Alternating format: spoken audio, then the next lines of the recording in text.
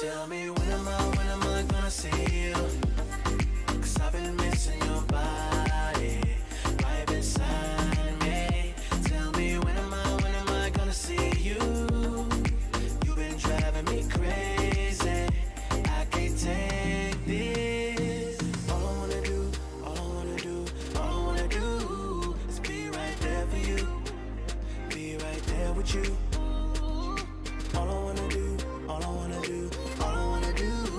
is be right there for you. Be right next to you. Wait a minute.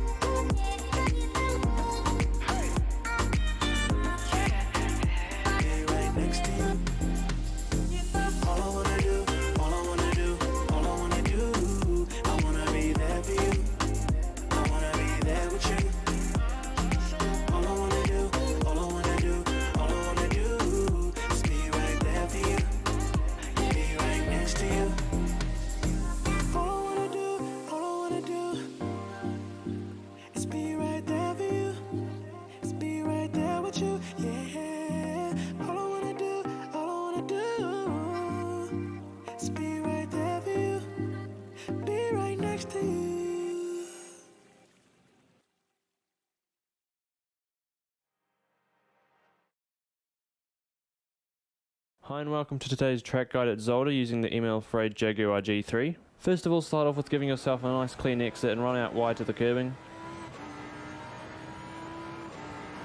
Okay, for the first corner you want to brake a couple car lengths before this banner, and you don't want to brake too hard. You want to trail brake enough to get the car to the apex of the corner. You might need to coast a little bit to keep the car stable, and then once you get past the apex you can start easing on the throttle again and run out wide to the curbing. Make sure you don't go too far into the sand. Okay, and then we come straight back to the left and brake just after the sand pit on the left begins and just before the Pirelli sign on the right. And again we trail brake to get to the apex of the corner, and as soon as we get past it we ease on the throttle. This one you got to be careful to not slam on the throttle or you're going to get some wheel spin and probably spin the car. So ease it on, and then after this you can put your foot flat for a little while. Now for this right hander you want to brake just after the off-road on the left and slowly move towards the inside of the circuit with trail braking, maybe even coast or put the throttle on a tiny bit to keep this car stable. Right along the inside curbing, not too far onto it, and ease on the throttle and eventually make yourself to the outside of the curbing on the left of the track and put your foot flat for the straight. And next we move on to probably the hardest corner of the circuit. It's very hard to get right and there's probably two ways of doing it. You can either take it safe, which means you brake a little later and turn in a little bit later, or you can just go full into it and just chuck yourself over the curbing and hope you don't spin out. So first of all you want to brake a few meters or a couple car lengths after the 100 meter board.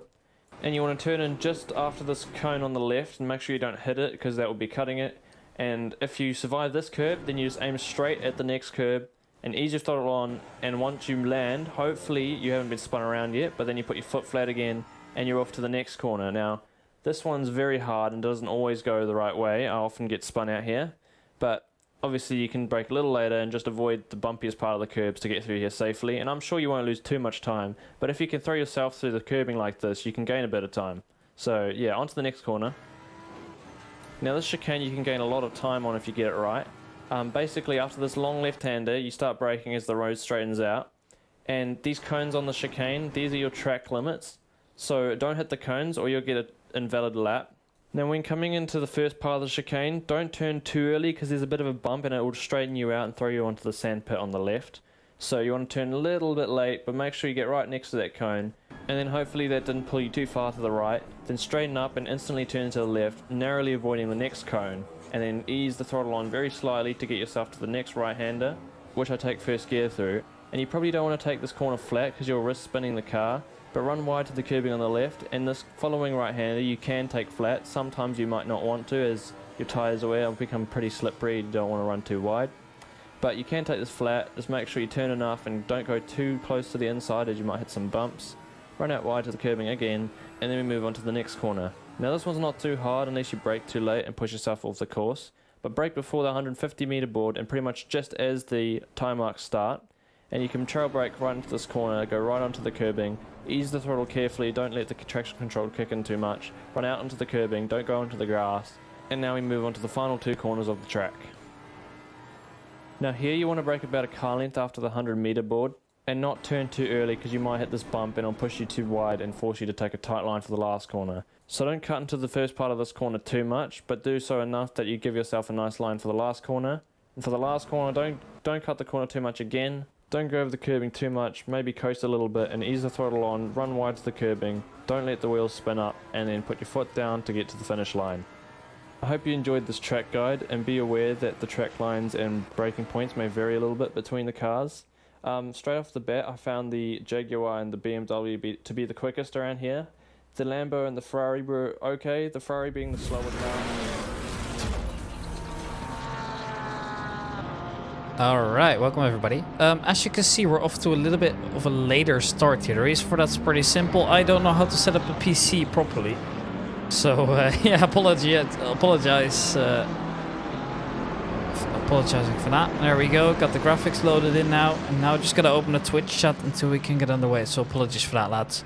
Welcome everybody. Hope you guys are all doing great. It's no surprise that I once again did not have my setup loaded in properly. So, yeah, you know, Ricky is still Ricky after all, right?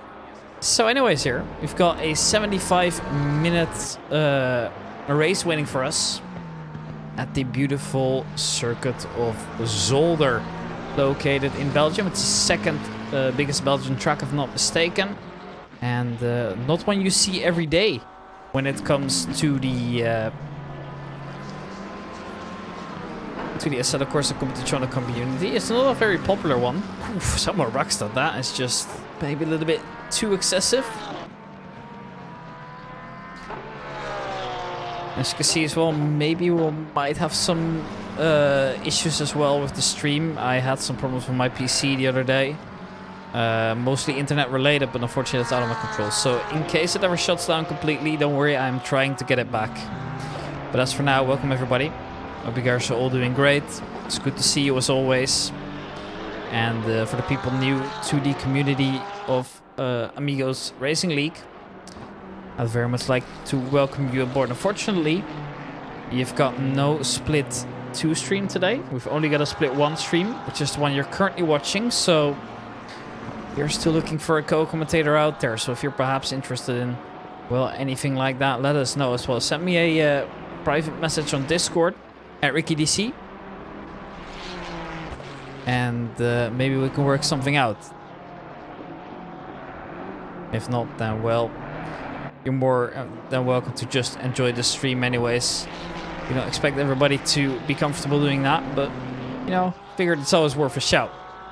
As for now, we've got 21 drivers in the session. Supposedly we might see a couple more sooner or later. Joining halfway through the qualifying, that's not necessarily best practice, but we've seen it before. Szymon Kowalski sets the fastest time early, that's the statement. Obviously this is still very early on and we'll see the times get beaten over and over again. Mr. Kowalski at least off to a good start here. The 1:28.802. See as well, Joe Tomlin very close by. We've got the Wilsons out there as well. And I don't see any names that I don't usually see. Tamar Brackstedt stopping the car. Region driver, obviously. A well-known name. At least now already. Let's see if we can find any interesting liveries out there. I see Elliot Watts. What's new with Elliot Watts? It's not a name that I remember specifically, so it must be one of the newer lads out there. Welcome. Hashtag Hymo. Mercedes AMG GT3. Stunning looking car, isn't it? Actually, for some interesting reason as well, they're marked as AM cars, but no, this is all one split, so this is all the professional split. We're running 2 splits in Amigos Racing League, this being the Pro split, and then we've got the AM split as well. But unfortunately no stream for that, as I mentioned previously.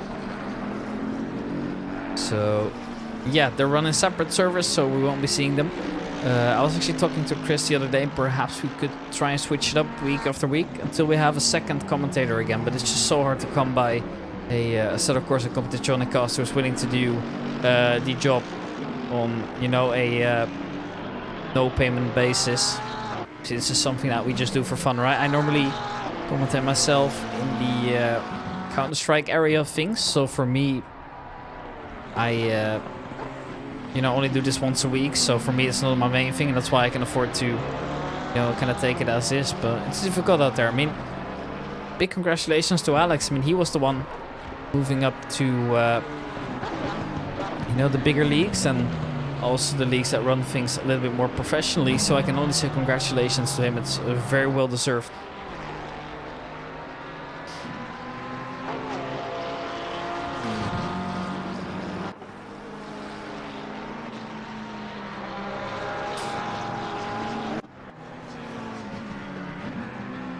Now, I've just noticed as well, have I not put out a tweet today that I am streaming? Have I not? I have one.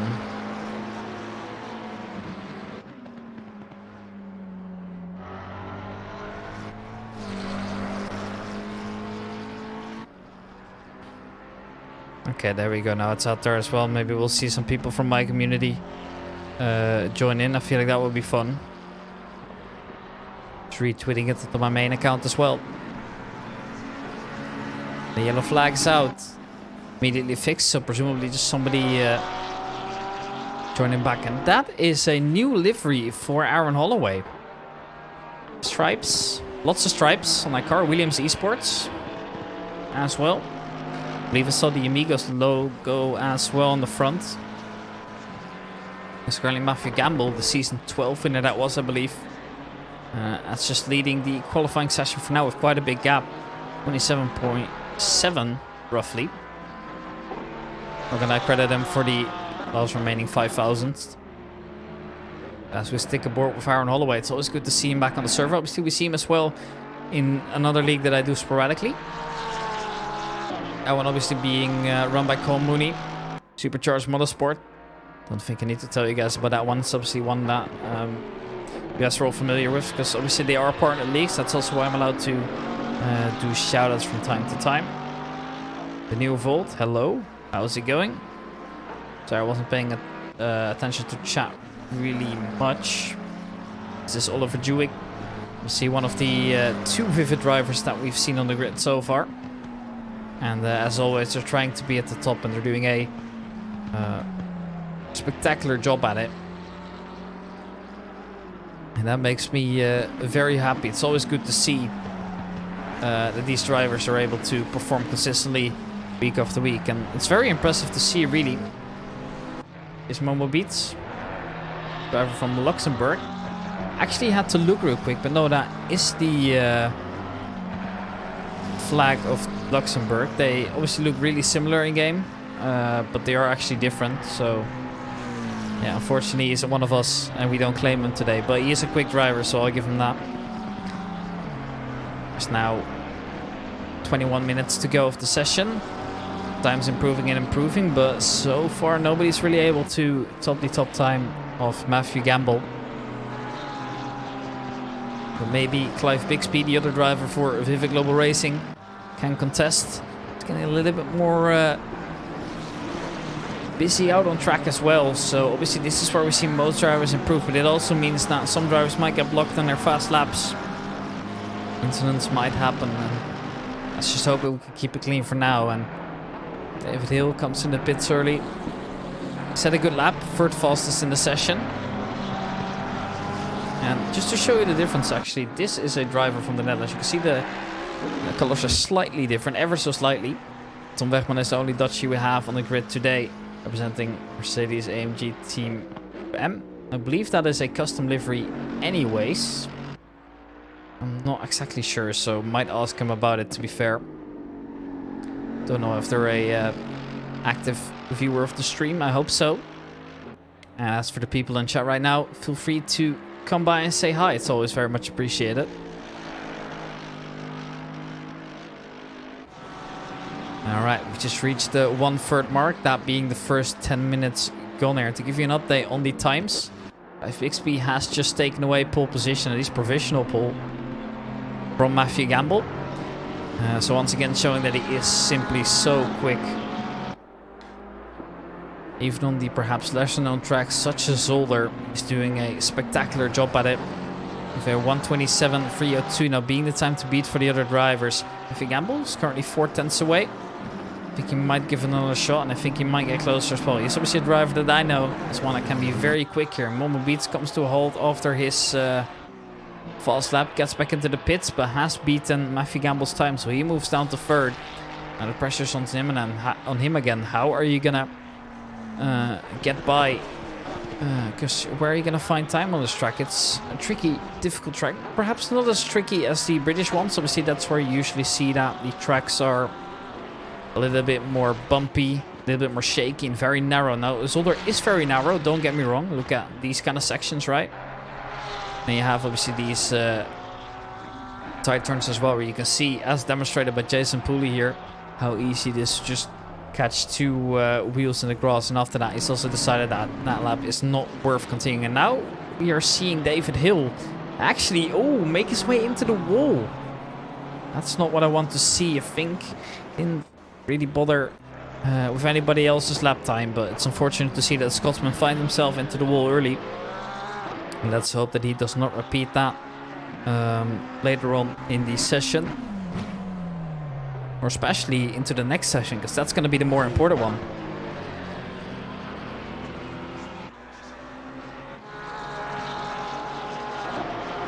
Tamar Brackstad finds himself on the grid again. Appears that the race, at least for now, will be dry. At least the qualifying will be dry completely. And then obviously we're getting a respin here. Now let me just try and pull up real quick.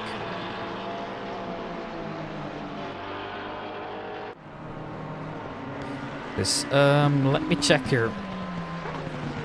I think we put an announcement in there somewhere, didn't we? See, once again, I'm underprepared as always. So why would I be doing a good job at the only thing that I have to do here, right? Well, to be fair, we haven't had any technical issues yet, so for that matter, it's an improvement, and I'd like to keep it that way.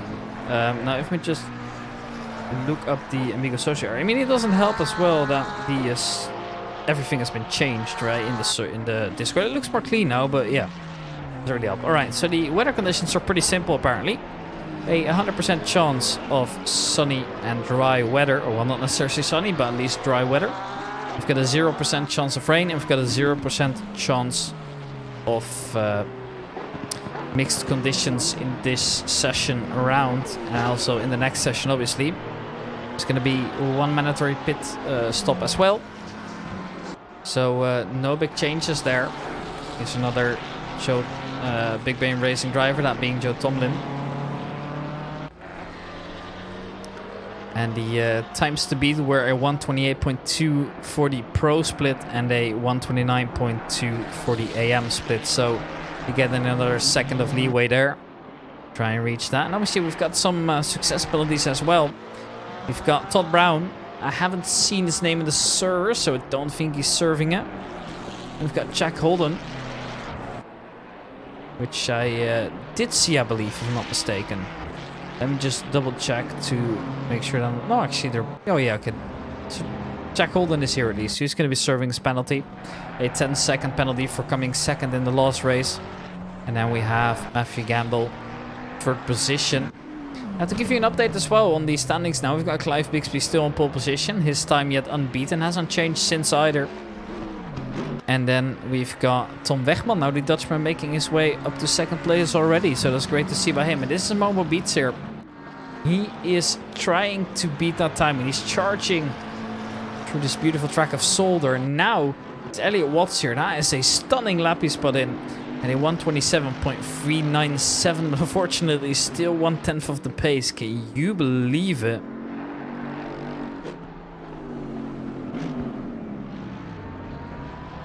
Brilliant to see, isn't it? Now he makes his way into the pit, so he's done for. Matthew Gamble's fallen off quite a bit. That was to be expected, of course, here, so no surprises there. Let's see, the server's quite empty though, which is interesting.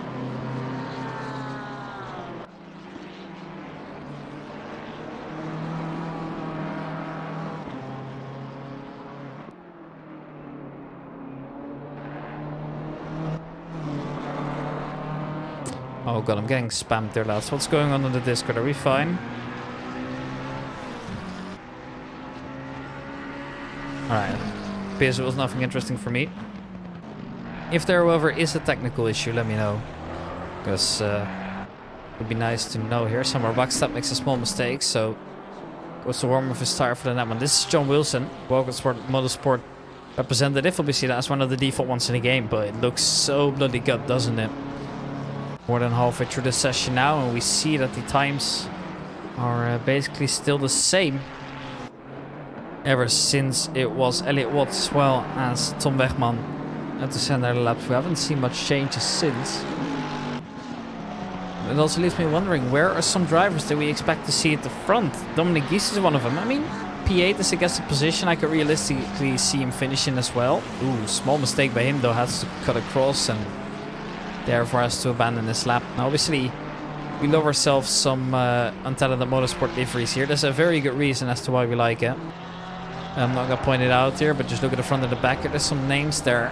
I like Colm here and Oliver there. I think we all know what that's referring to, because these drivers have had incidents a few times here. This is John Dudley. John Dudley, I hate to admit it here, but a little bit of a, well, disappointing qualifying for him it is. He's currently setting 129.8. Now he hasn't been out on track for very long, so maybe it's too harsh to judge, but these are drivers that I expect to at least make the way into the midfield here. Now, that being said, obviously the field is very competitive here. Dominic Gies driving slowly, Jason Pudi driving slowly. I believe they were unrelated. Not entirely sure as to what as could have happened to either driver, but it's not worth showing in the replay anyways. Clive Bixby hasn't improved this lap yet, but does he need to? He's going to keep pushing, but you know that this man, if he is racing, he is going to be somewhere towards the front. No surprises there, of course.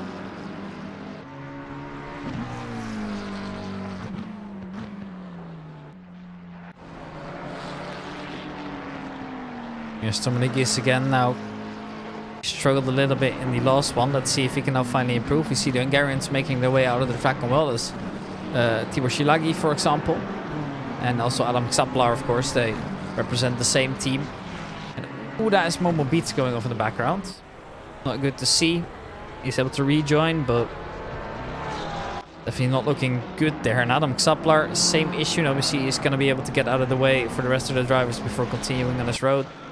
Now, the worst thing that happens here is that your lap gets invalidated or you're just significantly slower onto your lap. So, no major consequences there.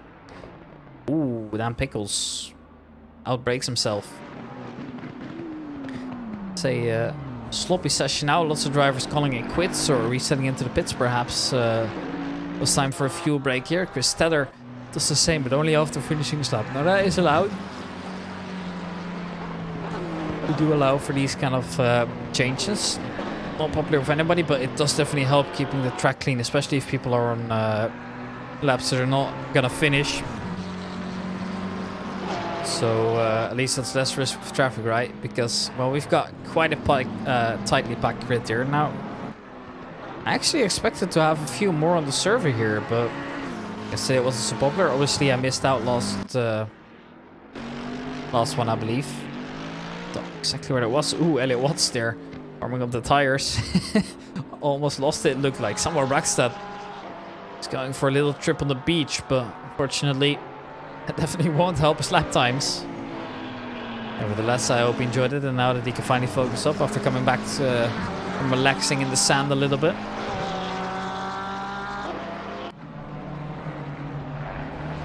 Roughly 10 minutes remaining in the qualifying, and the times are currently set like this. So Clive Bixby is the fastest driver out there at the moment here with a 1:27.3. He's the fastest driver in Sector 1.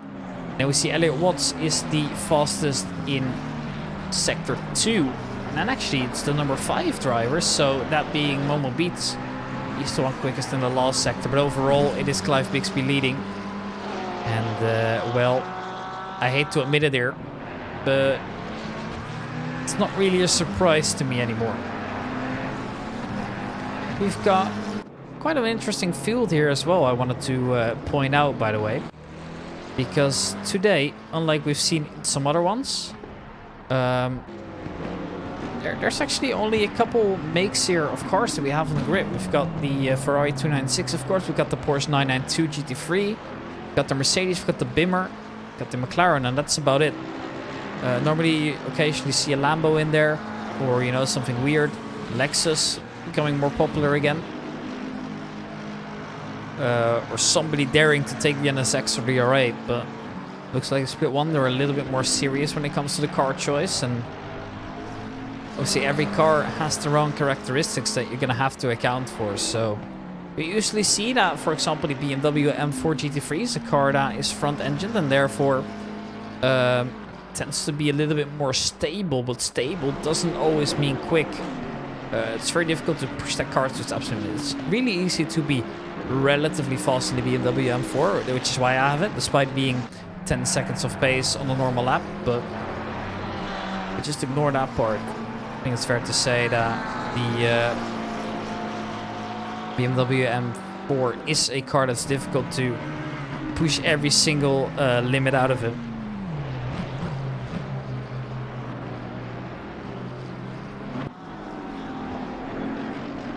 8.5 minutes remaining now, so times need to start coming in. Obviously, a lap takes about 1 minute and 27 seconds if you're quick.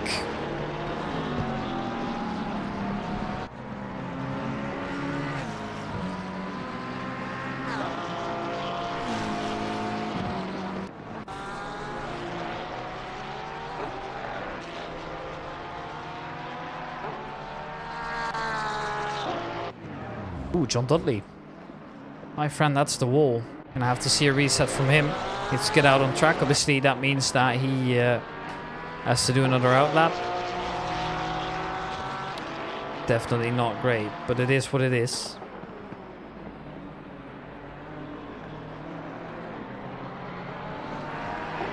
But at least we're back here for him as well. Ooh, Aaron Holloway. The straight. And he improved his lap times. Well, unfortunately, not quite. So, actually, Aaron Holloway here.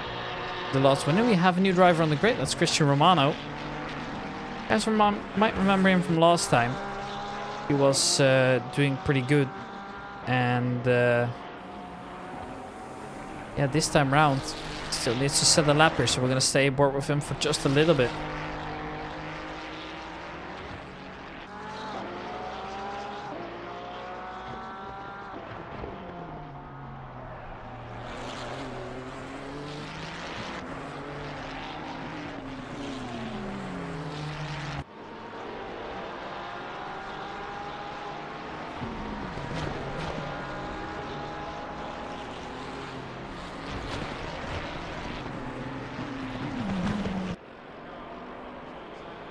Obviously, he's only going to have a small time to set a lap here as he starts his own first lap.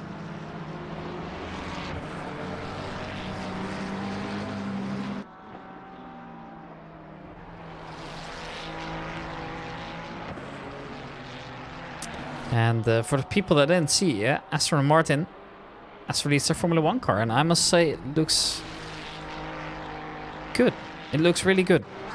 I like the design choices. I think it's, you know, nothing special. It's like kind of similar as to what we saw last time, but I think it's fair to say that it does look very good. So makes me very excited to see them out on the grid. It's better than the Alpine, at least. Let me just say that.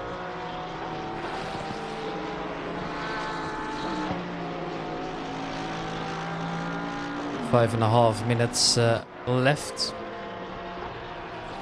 of qualifying here, so drivers can get 3 or 4 laps in, and then we're gonna head over to the race here, which is gonna be a 75-minute race. Holloway parks his car nicely. This is Momo Beats. Murphy Gambles pushes his way back into the top 3. Therefore, Tom Wegman and Momo Beats find himself now behind him again. Now the gap between the number 5 and 6 is quite big, so Momo Beats most likely not too worried about that one. At least that's what I think for now. Appears there are some yellow flags out there on Holloway. Can't see where he is, but appears that he is stuck in them pickles now. Same thing for him, but it's very difficult to see. I was in the pits. More Blackstad. Also driving slowly, and Chris Steller makes his way out of the pit again. quite chaotic towards the end. And now I know that the camera work on Zolder isn't the greatest necessarily. And it's Watts just waiting until he can create enough of a gap to get another lap in. Now obviously he's one of the quickest drivers, so looks like Tom Wegman right behind, the car number 67, will be catching up. So I think the gap should be fine for now, unless of course Nathan makes a mistake. But at that point they're abandoning the lap, so that's no big deal. As the grid slowly forming, are we going to see any big surprises here later on? I wouldn't even be surprised if at some point we saw, for example, a driver like Chris Stetter finally get up there again at the front. He said himself that he practiced a little bit less than he perhaps would have liked to, so obviously that's going to play quite a big factor into that. Ooh, that is a big crash we've seen there. And with Beats also resetting, that was actually Dominic Gies making his way into the wall.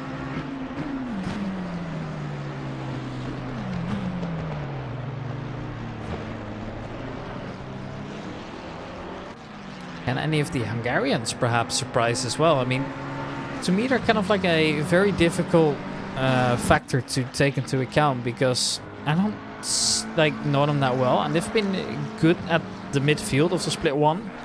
But we're yet to see obviously like podium finishes from them. I know that Adam Saplar had a blast, I believe it was at Oulton Park. I'm not entirely sure if it was. I believe it was, where he did really well. Man, I don't know why the game is looking so weird there. Is that just the sun doing its thing? Wouldn't be surprised. So interesting fact here, it's obviously quite cold out there, 19 degrees. Track's at its optimum grip level. And the wind is currently blowing with 0 kilometers an hour.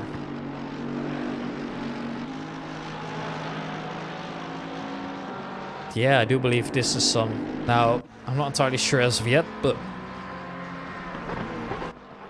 it's going to be interesting to see if that doesn't obscure the vision too much. Ooh, Richard Christie as well as Aaron Holloway, both kind of too eager.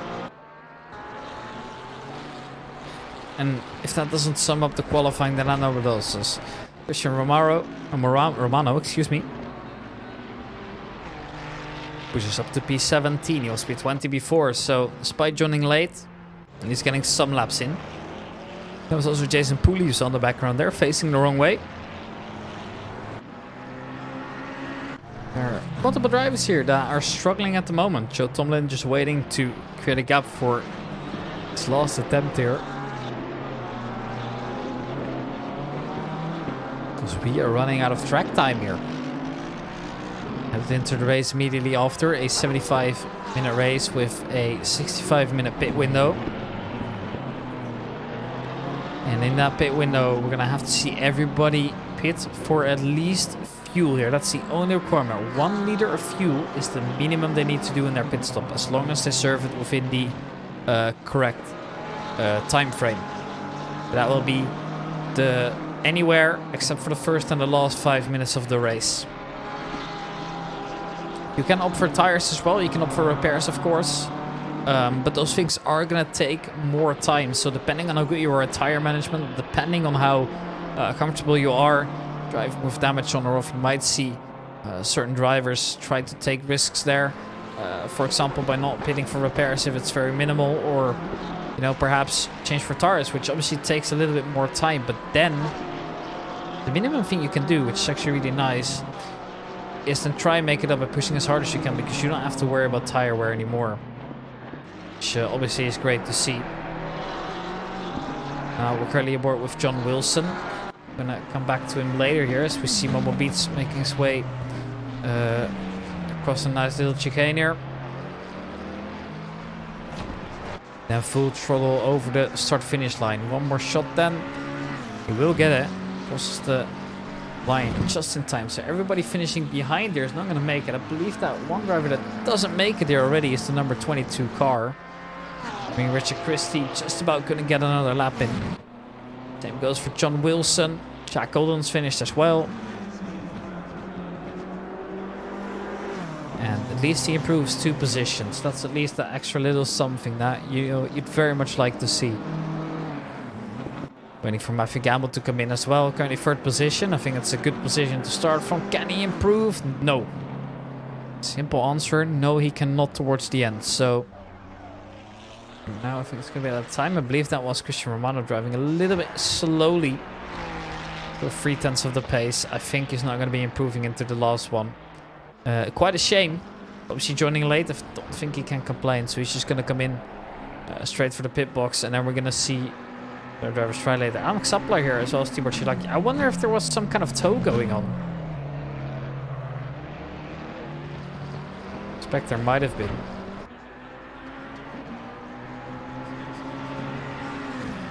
Suppler across the line in P11. The Hungarian finishing right behind. Here's Momo Beats then. In his last attempt, he only just made it into the last lap. Can he improve? One more shot he has at this. No, he cannot. Clive Bixby on the last attempt. No improvements. But he does stay P1 for the qualifying session. So, great job by him. Clive Bixby will start on pole position. That brings me back to this screen. Wow, you guys haven't seen my face yet today. And I really need to go to the barber. But, yeah. It is what it is. My barber doesn't reply to me.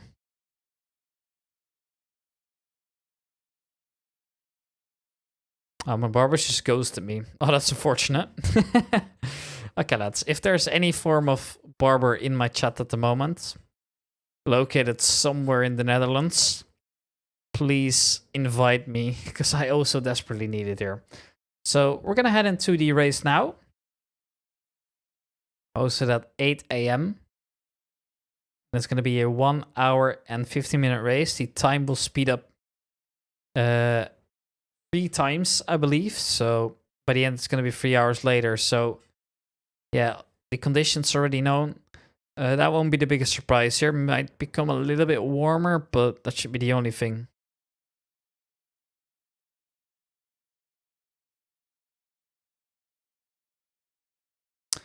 All right, so we're going to get ready soon. Just waiting to be lined up onto the grid so I can finally select the thing we normally select for the race, and then we should just be fine. I'm going to really quickly open the chat again. See if anybody's still awake. Put some hearts in the chat if you can. Like my Dazzle camera. Yeah, I have seen it. Yeah, sorry, a little bit late reply. I did actually point it out somewhere during qualifying. And I said it was interesting and I think it looked pretty cool. But yeah, you're lost. So perhaps the great start. But considering you might go bowling into turn 1, we could see that change up. That's at least what I'm hoping.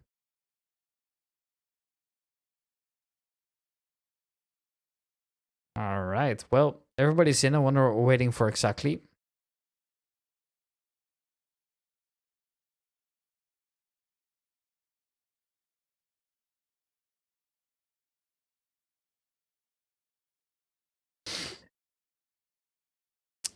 Hey, from Denmark. Hey, Jan, how's it going? Greetings from the Netherlands. The country that is basically like the budget version of Denmark. No, I actually haven't been into Denmark in a very long time, now that I think of it. I go to Sweden instead, but if I say that, I won't be very popular with the Danes in the chat, so maybe I should be careful. And yeah. I actually did watch some races around the Jyllandsring the other day. I don't know why I did, but I just really wanted to, I guess. Alright, I've just got confirmation. It's going to be 5 minutes until we get going again.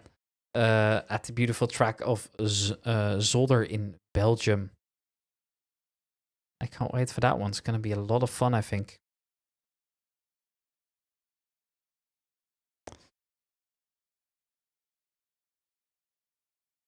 Alright, here comes the penalties. Got 30-second penalty. Wow, for Todd Brown. But he isn't even here. Oh, wait. Did he get another penalty with that? Ah, right. Interesting. It's going to be very interesting, not going to lie. Alright. So let me have a look at the qualifying here. Once again, Clive Bixby in P1. We've got Elliot Watts, Matthew Campbell, Tom Wegman, and Momo Beats. Now we're under the top 5. And we've got Chris Tedder, Joe Tomlin, Samuel Brackstad, David Hill, and Dominic Geese to round out our top 10.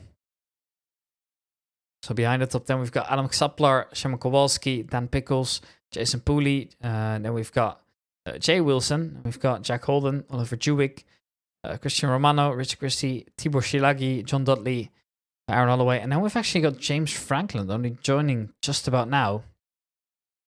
Didn't make it for qualifying. And then no big surprises there. Times kind of similar in free practice. Obviously, we're a little bit quicker because people were running qualifying fuel. That saves roughly half a second, let's say 6/10 maybe. And we've got 2 drivers starting off with a penalty, that being Matthew Gamble, as well as Jack Holden. And you're going to have to serve those eventually. And see, it's going to play quite a big tactical disadvantage here. But Jack Holden's quite far back, so this is already becoming tough for him. Now, I did notice. As for Matthew Gamble, that 5 seconds might hurt a lot. At least that's what I'm thinking right now. 5 seconds is kind of tough. At least I think so. Especially if you start P3, it just definitely mentally doesn't help, right? And, well, obviously, during a race that is 1 hour and 50 minutes long, I don't expect people to really be... what's it called? I don't really expect people to be stressing out about it too much. 2 minutes till we get going, by the way, so... For the people wondering also, yeah, the chat indeed doesn't work. This is my normal personal stream overlay that we have. It's not related to the one that... I mean, Amigos doesn't really have any, in fact, so that's probably why. Might get some made at some point, maybe. I mean, we could consider it, but I don't know if it'd be worth it. But they can, if they want to, of course. Right.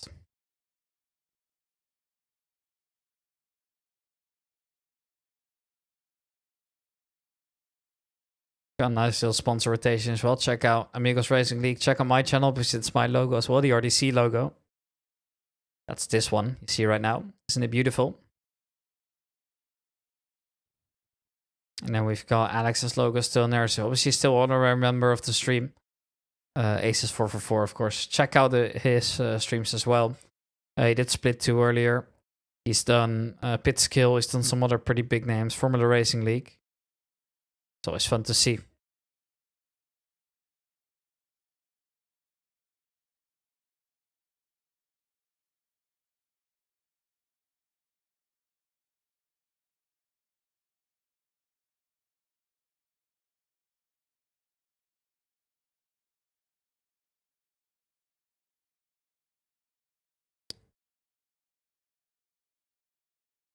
Now 40 seconds until we get to driving. Can't wait for this one personally. It's going to be a lot of fun. I'm completely set up, so let's get right into it, shall we? Wow. I clicked on the right scene without doing anything wrong. Guys, this is huge. Not something to see every day. Yeah, it's a little tough. But well. Anyways, we're gonna start driving. Then we're gonna do a rolling start as we do per usual here. Clive Bixby will be the one starting us off here. Making his way into turn 1. And as per usual, everybody's made it through. It's big kind of snake, I guess you can consider. We're gonna go onto the helicam here to ensure that everybody can get the action that they deserve.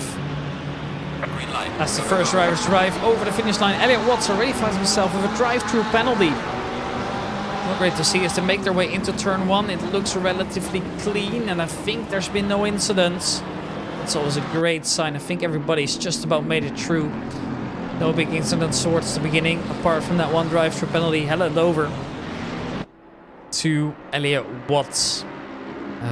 Those penalties you get if you just about get on the throttle too early with too high speed. Tom Wegman, who loses it and then actually takes out Chris Stetter, and they bounce back onto the track. It's absolutely chaos. Everybody involved, multiple cars piling up, trying to make it through, and oh no. That's the absolute word. So many drivers there already involved in the early incidents. Chris Stetter, Tom Wegman, I think some of them have teleported back into the pits already. Oh no. What has just happened? I've got no words for it. Well, that's going to be interesting to see it all plays out. We see one of the drivers going very wide. That's the BMW. That should be one of the Wilsons. I think that's John Wilson. Indeed it is. I was looking for his name earlier, but Joe Tomlin, Tom Wegman and Chris Stetter all involved in that massive pile-up here. And are they going to be restarting the race again, or is it done for? It's kind of difficult to say. We've got no way of showing it, but man, does that one hurt early on. I'm going to have to re-teleport into the pits at least. Yeah, there we see the first disconnects coming in as well. First driver done. I believe that's Tom Wegman, was just disconnected from the server. We're going to see Joe Tomlin and Chris Stetter, I think, disappear eventually as well. Oh man, that hurts to see, really. Really does. You really feel for those drivers, you know, practicing all week. And this happens. It's a real shame, but those things happen. Of course, it's racing after all. And Joe Tomlin finds himself in the pit. Stetter yet to disconnect, but it's not going to take long, I believe. There's actually been even more disconnects at that as well, I believe. But Tom Wegman actually is back in the server. They are still parked there, so they're obviously going to be behind by quite a significant margin. I wonder how they're going to be dealing with that. Looks like the chicane at least will come clean. There's obviously multiple of those. But as for now, it seems like no issue. Clive Bixby is currently the driver leading, and it's still Elliot Watts behind. Elliot Watts obviously got that drive-through penalty. Now we've got Matthew Campbell as well with a 5-second penalty. These are just regular time penalties that will get added up over the race time, or obviously when you do your mandatory pit stop, which is going to be the case for everybody here because there are mandatory pit stops. So these drivers, when they come in, are going to have to take things a little bit easier. They're going to be waiting for 5 exact seconds. We've already seen our first driver head into the pits. That might be one of the drivers with damage already. Actually, it's Elliot Watts, so maybe he's serving his drive through early and then seeing where he can finish up. Looks like we've still got 18 active drivers on the grid. And, well, obviously everybody moves up a position as well as the result of the driver pitting early. Now he's actually finding himself in last place per cut of a margin. So maybe this is a smart thing to do for Elliot Watts. He can now just drive in clean air for at least a little bit. So maybe actually it's very tactical what he's seeing here. Giving up the positions early and try and fight your way back into this. Honestly, if he's smart about this, he could decide to come in once the pit window opens as well. Just create as big as a gap as you can, race the rest of the race in clean air until the slower cars come in, and then you just pass them, right? That might be the smart player. We've got 17 drivers still driving. Elliot Watts actually is the number 18, so he's still driving out there. Now we definitely see some disconnects, but I don't know if Chris Stetter is going to be driving again. I'm yet to what's it called? We've yet to see... I'm completely out of words. Oh well. Doesn't matter, I guess. Yeah. I've yet to see a reaction from him. I think that was what I was trying to say. He is still in the race chat. But yeah.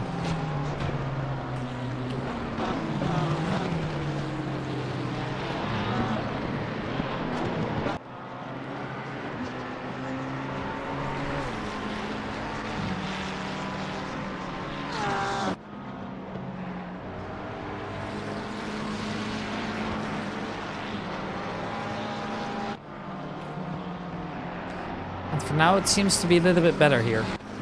Obviously, there's some drivers still recovering. Now we see Chris Stetter gone from the server as well. He's calling it quits. And might see him back later, but I doubt it, to be honest. It wouldn't make sense to do so. So only 17 drivers remain in the race. And yeah, quite a surprise, really. Look, to be a quiet one. And I wonder how things are going down later on in the AM split. I would love to stream that back.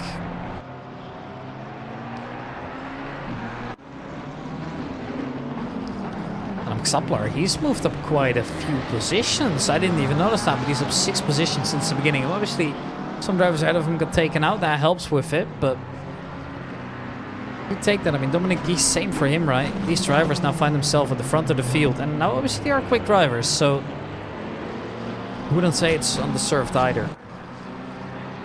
But I wonder if they're going to be able to handle the pressure to make themselves over the start-finish line one more time. And into lap 4 now. Adam Xaplar still in 5th position. Into the right, and there they go. Group closed out by, I believe that was Szymon Kowalski there, roughly on a 2nd. Now we've got a little bit of a group behind that as well. So that is led by Oliver Jewick. And we've got Christian Romano as well as Jason Pooley right behind. Then behind those 3, we've also got a smaller group, that being Christy Shilaki and John Wilson. And from there on, everybody's kind of driving on their own here. So, maybe a little uneventful here. Momo Beats moves up to 2nd position. And Vergamble will be looking to regain that later, but with the 5-second penalty, that's obviously going to be his first priority. As for now, it's up to Momo Beats to try and create a gap to the driver behind. And also try and stay with Clive Bixby, but that's not going to be easier. It will be really difficult for him to do so, because he was really quick out there doing qualifying later on. So, yeah.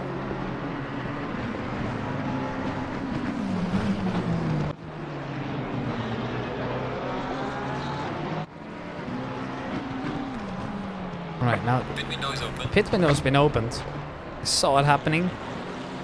Now they've got an hour to serve their mandatory pit stops here. So that includes 1 liter of fuel at a minimum, as well as the time frame to be correct. So you need to serve it within that 1 pit window for it to count as well. If you don't, you'll get a penalty as well. Not what you want to see, of course. Looks like Aaron Holloway is also finding themselves into the pits early. I wonder if this was a call for damage to be repaired, or if this is tactical. It looks like his car is relatively alright. Although I say that without seeing the big picture, of course. So if it's very minor damage, or if it's on the right side of the car, we would not be able to spot it like that. So maybe that's a little bit of a false sense of security there. But I'm sure we'll see him explain it to me later on anyways. It's a shame to see the top contenders leave the race early, but I don't blame them necessarily. But the group's still formed. This one closed out by John Wilson. And we obviously know that Richard Christie, that's a driver ahead there. He is a very rapid lad. We know him from all the way back there. Brought in his whole family, of course, to race with it as well. And then we've got the honorary member of the family behind as well. That being John Dudley. Not exactly part of the family, but at this point we kind of consider him too. We could always, you know, switch up some marriages there. Maybe that works. As for now, I hope not. Imagine how cool that is, though, racing with your father. Like, I'm pretty sure Jackson split 2, despite doing really well last season. Yeah, I've always found it real fun to see them race together against each other, but those times are long gone, unfortunately. Now we've got split service. And don't get me wrong, because I believe it's actually an upgrade.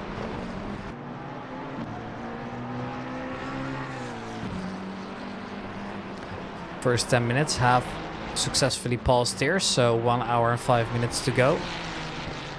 So we now kind of see that the split gaps between the drivers slowly becoming a tiny bit bigger. Now obviously it's still a little bit of a big snake, but nobody really in direct overtaking Vignicity. Is that the word for it? Somebody confirm if that's the word for it. I've got no clue. I'm just a non-native English speaker. I'm allowed to have broken English. making their way into the last returns of the circuit again before they head into the main straight.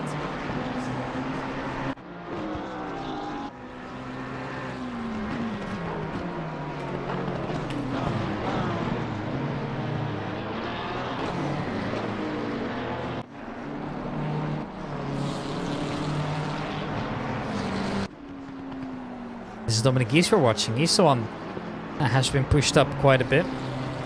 And that's good to see. I mean, he was kind of in the midfield, and obviously the incidents worked in his favor. A good opportunity to try and win some good points in the championship, especially now that some of the favorites have been taken out. Good chance to get back at this. Obviously, due to the longevity, maybe it won't play as much of a factor, but you could definitely see it happening here. Now, I did notice as well, it's this man. Actually, interestingly enough, finds himself ahead of the leader, but only by just a small margin. He spitted very early. And now it's actually hunted down already. Now, you might be wondering, how is he already a lap down? Well, he's got significant damage that he's had to repair. And he's decided to do that early. Obviously, that's also why his pit took so long. That means he won't have to come in again. The rest of the field obviously still has to serve their mandatory pit stop. And that's obviously going to play a big factor into that as well.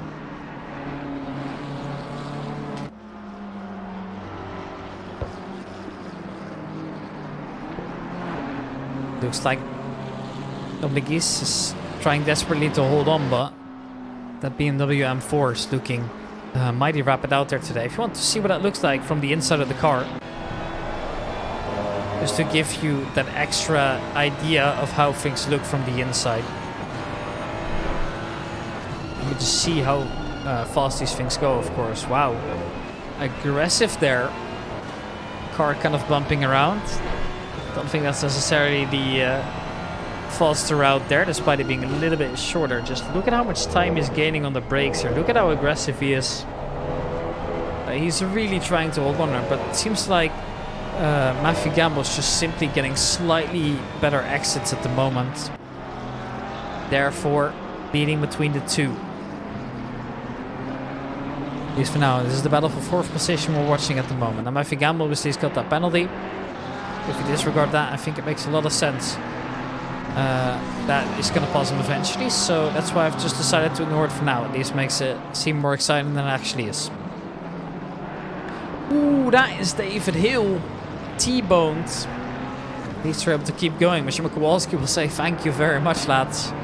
Happily take that position, and now he's driving again. I think he's just about made it to rejoin. Next to Oliver Jewick here.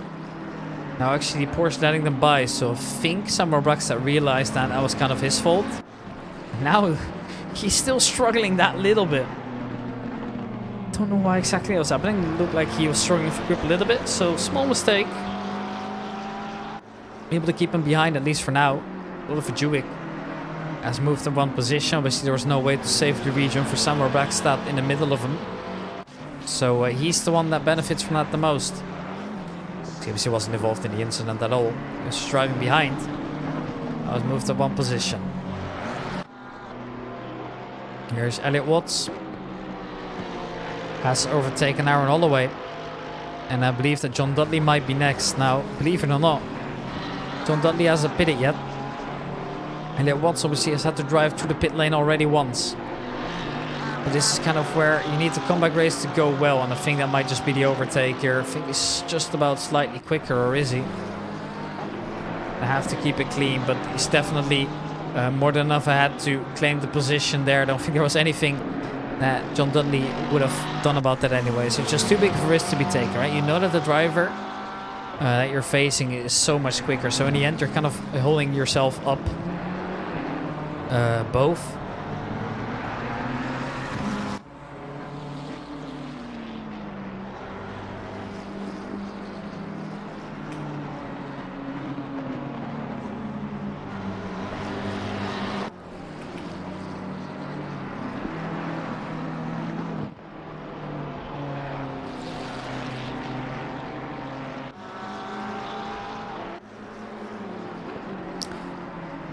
Right, so here's the current order. Clive Bixby's leading the race. Momo Beats has fallen behind 4.5 seconds already. And now we've got another 4.5 seconds. We've got Matthew Gamble. Matthew Gamble's got the 5-second penalty, so theoretically he's at least behind Dominic Gies and even Adam Sapar too. Jim McWalski's next, and then we've got our lovely Scot David Hill. This car you see ahead of Oliver Jewick, the driver we're currently aboard with, that being the blue McLaren, obviously representing the colours of Scotland.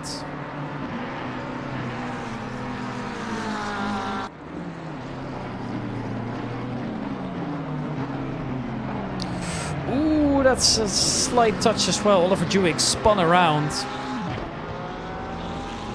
As a rejoin behind the Italian, Romano and Puli both making their way through, and now the Hungarian actually needs to find his way around, but Oliver Jewick, he squeezed him a little bit there. I don't think he's going to be too happy about that rejoin. Tibor Shilagi, I think he might have been hindered in the process, but it's kind of difficult to tell from my view of things. Could be reported as an unsafe rejoin, although I do think it would be kind of a stretch here. I believe there was enough space.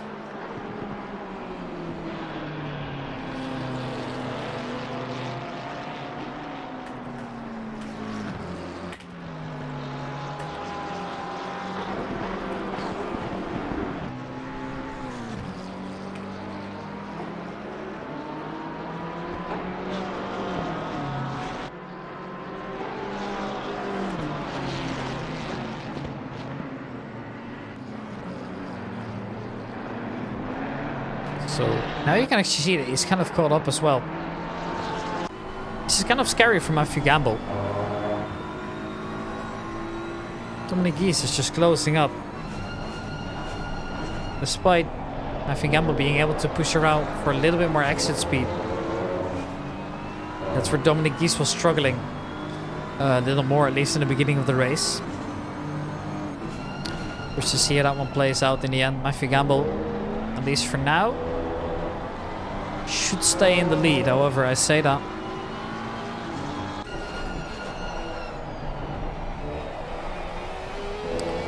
I'm not entirely sure if that was the case there, at least.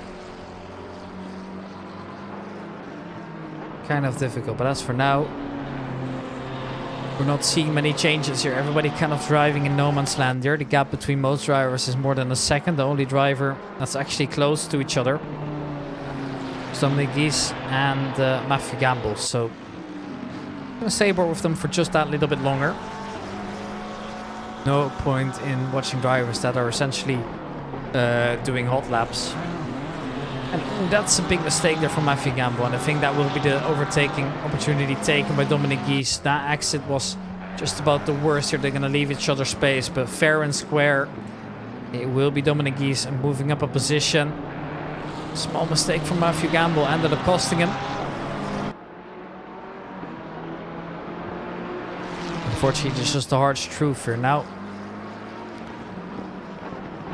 Obviously, it's not over yet. Matthew Gamble should be able to come back. But I think the unfortunate part is now that Dominic Gies is in the lead, he seems to be very good at getting the exit speed a little bit lower, but the entry speed into the corners just seems much higher than the BMWs. So maybe that's actually going to block him even more. But he's most definitely paused there. And the driver you see behind in the Porsche, that's Aaron Holloway. And unlike normally, he's at the back of the field, not something you see every day.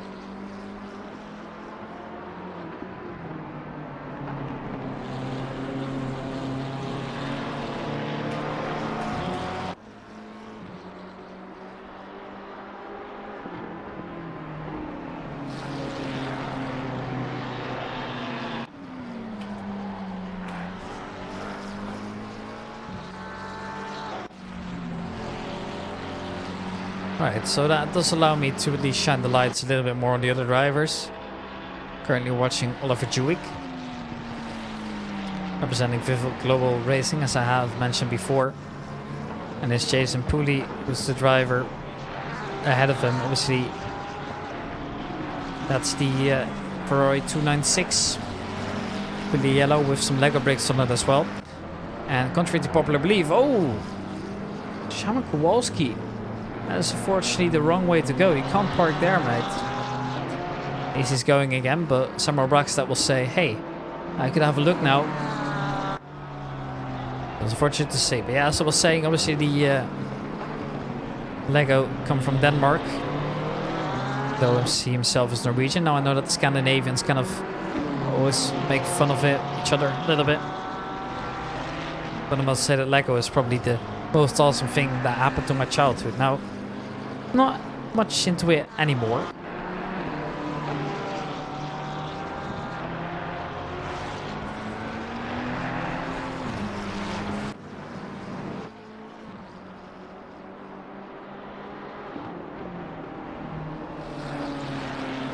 Ooh, Elliot Watts, stop and go, 30-second penalty added. Now I wonder if that's got anything to do with the incident at the start, or perhaps that was unrelated to that.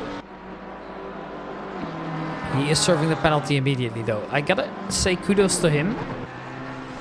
Just serving them immediately, not waiting and playing around with it, definitely does feel good here. Now you can see that Samurai Braxton was a driver that kind of took a little bit of a bumpy road there. So Shaman Kowalski slowly but surely building up a small lead again. Looks like the BMW is simply able to handle it just that little bit better. That's also a high note of the car. And obviously there has been a small physics update. I think that's to prepare for the track we're all waiting for, that being the Nürburgring Nordschleife, obviously, as that was added to the game. Or will be added to the game, rather. It's not there yet. And those feature some very interesting curbs. So interesting to see how that one will do its thing.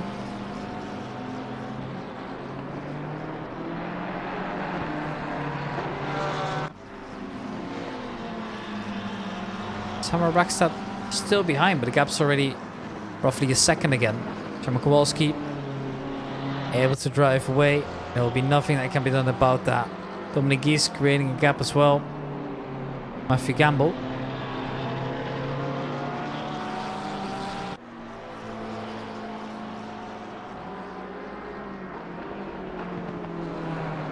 So the gap's increasing and increasing for almost everybody.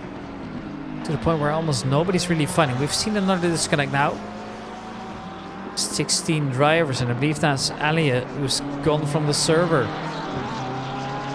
Elliot Levine finds himself out of the race.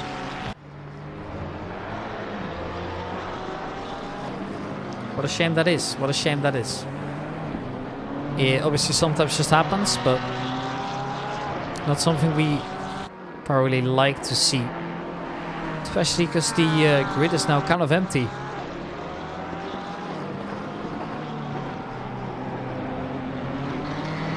If I'm not mistaken, the biggest events we've had in Split 1 have featured over 30 drivers. So seeing this in general has surprised me a little bit. Now, obviously, if it was Valentine's Day, I could expect some things to change. I believe that Supercharged Motorsport, which actually is an event on Wednesdays. That's when Valentine's is.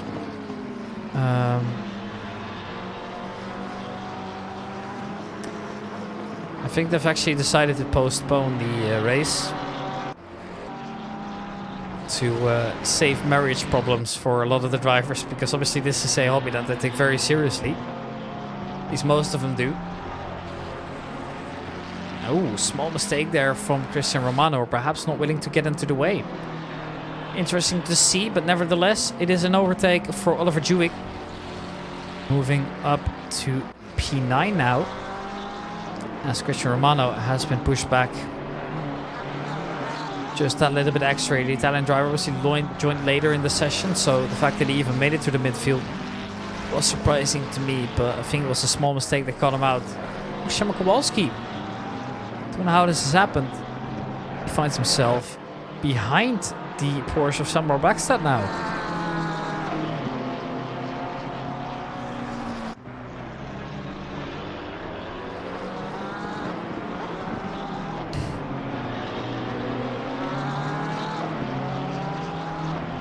Kowalski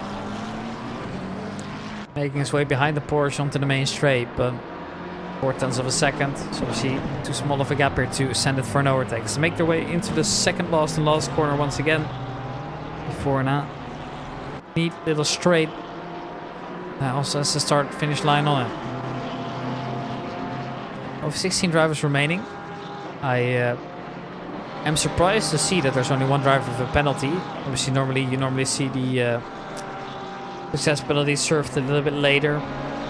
You'd have some incidents along the way.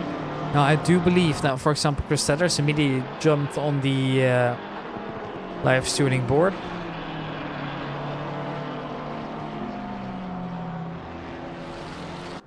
We're good to see that we've at least got some drivers still going. And Aaron Holloway not giving up, which is also very much admired, by the way. It's always good to see that these drivers are not willing to give up despite, you know, struggling a little bit early on. And just to keep fighting, right? Because even a P16 finish is at least a finish. You can't say that about some of the other drivers that have disconnected early from the race. Obviously, I'm not blaming them, not in any way. So you do kind of notice it that as a result, the grid is kind of empty, which in my opinion is a real shame. Personally, I always do love myself some drivers on the grid that just make it a little bit more exciting. Even if they're just backmarkers, right? If it just means that the screen has more things to focus your attention to, then that's always good. Obviously, what we could do is add, for example, what you see in those YouTube shorts now all the time. 50-50 Assetto Corsa and 50-50 something else. Perhaps that could work out. Oh, I don't know if that would be good for the professionalism in the league. Now, obviously, I do know that they hold me to quite a high standard. Or at least they expect me to take it seriously, which I definitely do.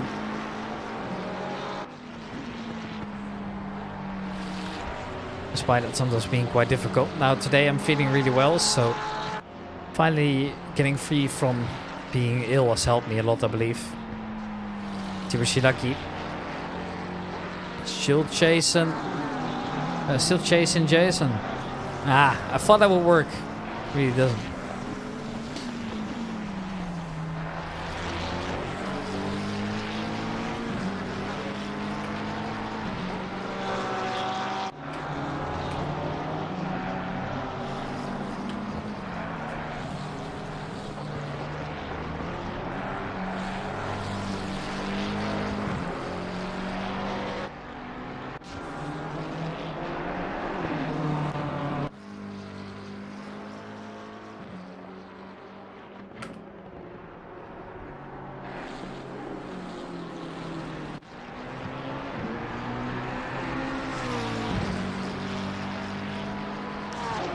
Alright, so we're getting closer to the 45-minute mark here.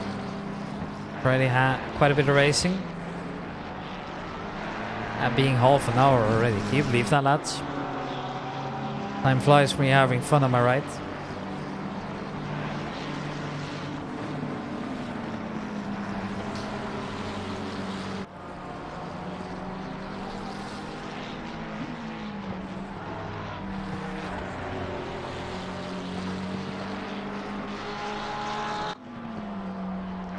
Now we see the blue flags coming out as well. We see those are for Aaron Holloway.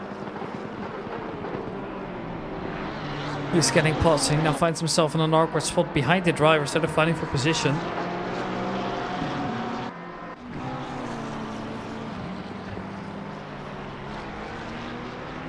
That's for now. I think we're going to be alright. Jason Pooley is leading over Tibor. But that being said, Tibor has done a massive job at least keeping the pressure high. Gap is still 3/10, but Jason Pooley not really crumbling, at least not for now. He's definitely got the fighter spirit in him, which is always good to see.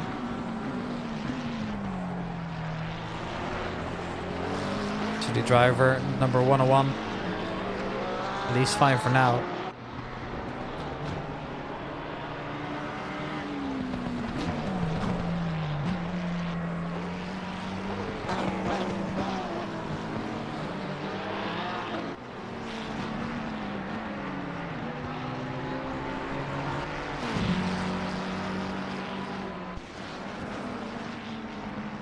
So far, no real changes either. I mean, just kind of see the same.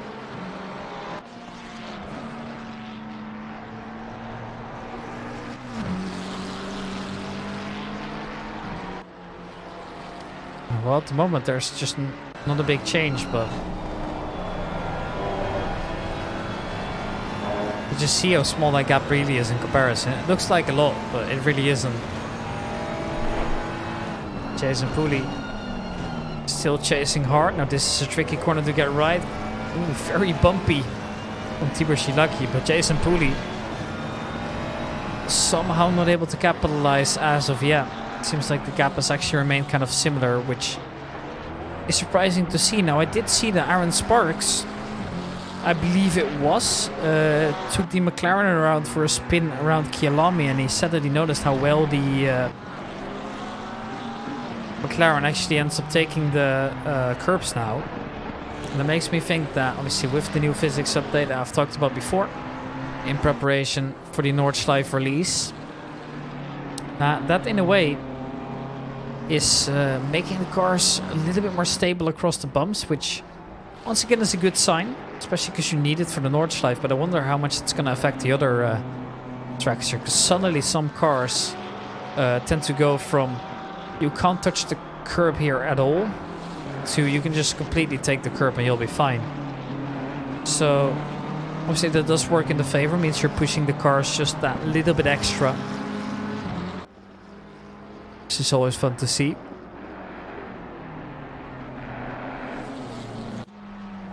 And the 16 driver still going strong. Obviously Aaron Holloway on the lap down, but other than that, no big surprises as for now. Drivers just doing their own thing, no big surprises, no big shockers either. Apart from the big names, obviously disconnected pretty early on. Right? Tom Wegman, Chris Tedder, Elliot Devine. You name them. And that's a shame. That's our Monday evening just ruined.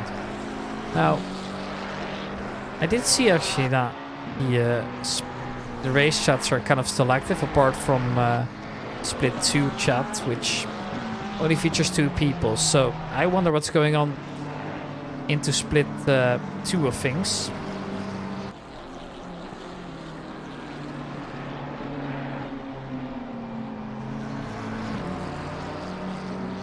And here we see the first driver into the pit, Sacha Kowalski. Lost the position now. Oliver Jewick will be overtaken. The same for Christian Romano. And obviously they're still going to have to come in. So once again, maybe it doesn't tell the full picture of things. But obviously it is nice to see. And that little change up here might be interesting for him as well. Where is he going to end up rejoining the track here? Is he going to be second to last here? I think it might come down to a drag race here, and I think John Dudley might be overtaking him as well. Indeed, he will be. Oh, Shima Kowalski is actually still pitted. All right. He's taking quite a big one here. What does that tell me? I don't know if there was damage. There was no penalty. That's one thing that I know for sure.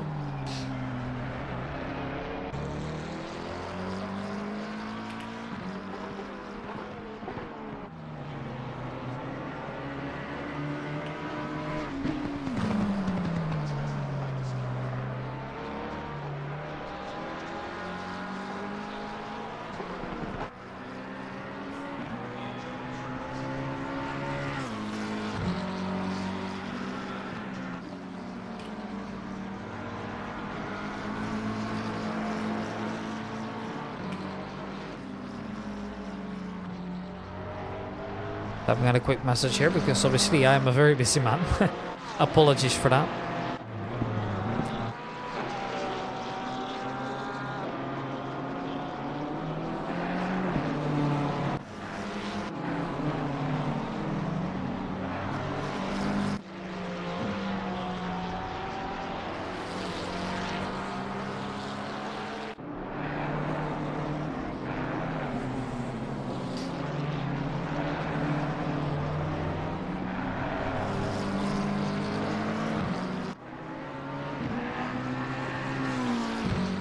Here's Momo Beats finds himself in second place. I mean, driving in no man's land for roughly the entire race, and is just able to focus up on his own thing. I mean, the leader's quite far away, but best lap time was actually set by Momo Beats a couple laps ago.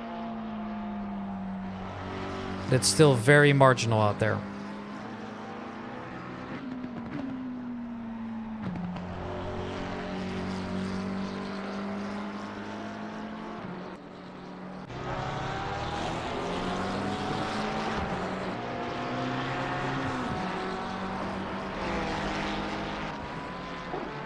Richard Christie, well, he's still trying to chase Jason Pooley, but the gap is 4 seconds, so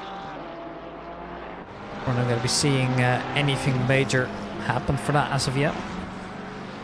Maybe in the future, so we're going to keep our eyes out on it anyways. With 38 minutes left, we are already approaching the halfway mark of the race too, so yeah. I said it was going to be a late one, well it is, but they can go to bed early enough to catch up on some sleep, which is very nice.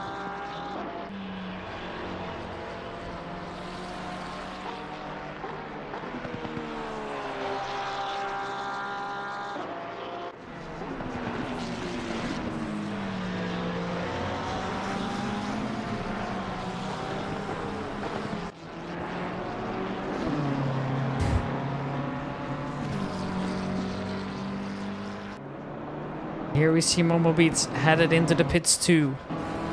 Now, this is going to be interesting here because you can see all the other drivers driving past. That is just Szymon Kowalski unlapping himself, so no big deal there. But obviously he's going to lose out quite a few positions. You could just see them all pass while Momo Beats makes his way into his pit box.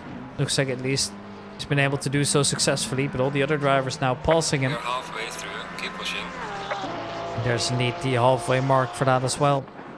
Momo Beats serving his penalty, serving his pit stop a little bit earlier than I expected out there. So I wonder what the strategy is for that one. Oliver Jewick and Tibor Shilagi also all following into the pit, so it's getting quite hectic out there. You can see the yellow car ahead as well. That obviously is Oliver Jewick in the Vivid Racing colors. So more and more drivers coming in now. And more drivers, of course, losing the positions as a result of that. Now, it's all going to come down to the pit times, right? As soon as we figure out how long these drivers are stopped for, that's where we can try and see and estimate what they're trying to achieve with the pit stop. Is it just going to be fuel? Is it going to be damage as well? Is it tires? Because obviously you can do multiple things at the same time. That's not the big deal.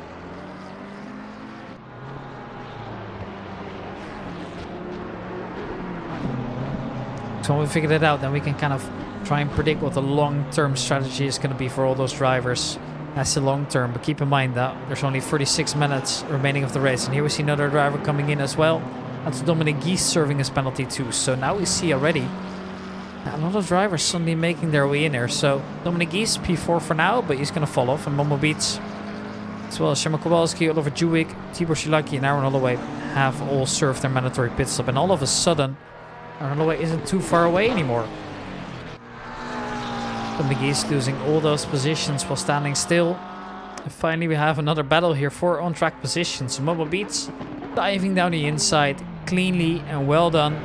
John Dudley's got nothing to say about that one. And in my opinion, John Dudley's doing the right thing here too. I mean, I can only credit it from what he's doing. He realizes very well that in the end, actively defending is not only going to be useless because he's going to have to pit eventually, it's also costing both drivers a lot of time. And now, because he's been let past, he can now actually use the slipstream of the McLaren ahead by focusing on his own thing, because obviously he's going to be just that tiny little bit slower. Going to play quite a big factor here. To swap over to Jason Pooley. I just love that livery so much. I can't stop watching it. McGee's rejoins the race. In at least second for now. If you kind of look at the drivers that have pitted, he's second. John Dudley's obviously the only driver in front which hasn't yet. So where is he going to end up? later on in the race. When he's serving a mandatory pit stop, we're obviously going to see him fall down a couple more positions if he doesn't lose them before he actually decides to come in. So I expect him to come in relatively soon and just see where he ends up, because I think he's going to be behind Shilaki but ahead of Aaron Holloway, purely based on the fact that Aaron Holloway is obviously still that one lap down, which is going to play quite a big difference there. And to give you an idea of how things are looking now, Clive Bixby is still leading the race, 22.5 seconds ahead of Matthew Gamble. And behind Matthew Gamble, we've got Adam Xapler, the driver we're currently watching for Mortal Sim Racing. He is the driver pushing Matthew Gamble to its limits. And as long as he stays within the 5-second range, he should be fine. And he should know that as well. 5-second success penalty there, making quite a big difference. So how does that ending up playing out? That's going to be interesting for me to see. Obviously, I did miss last race, so I'm not able to tell you a lot about those things.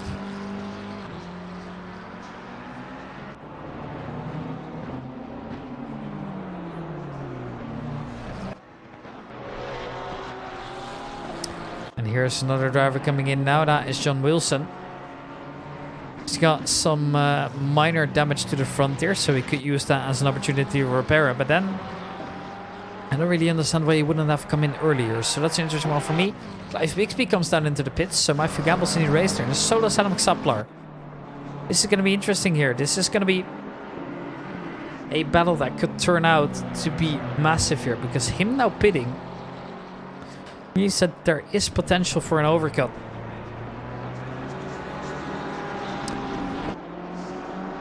So obviously he was the race leader. Let's not forget that here. But it's currently Matthew Gamble now. We're currently watching, and Oliver Jewick is the driver, I believe, that is behind him driving there. Clive Bixby is obviously fallen out just a little bit after serving that pit stop, but he's driving again. Up to speed he is, so Richard Christie will be his next focus point up from there.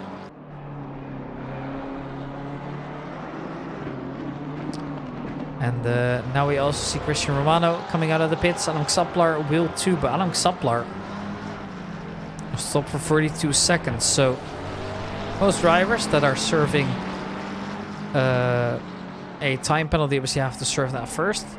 Drivers that have to come in for tires or damage repairs are obviously going to be significantly slower here, and that could cost up to half a minute, if not more. I'd say between 30 seconds and 60 seconds is a good estimate, depending on the damage you've got. Tires take quite a while too, so resultingly that could definitely affect how things are going to look in the long run, especially if you end up losing a position that you ended up fighting very hard for. Matthew Gamble is leading. Obviously still has a 9-second gap to the Scotsman, that being David Hill.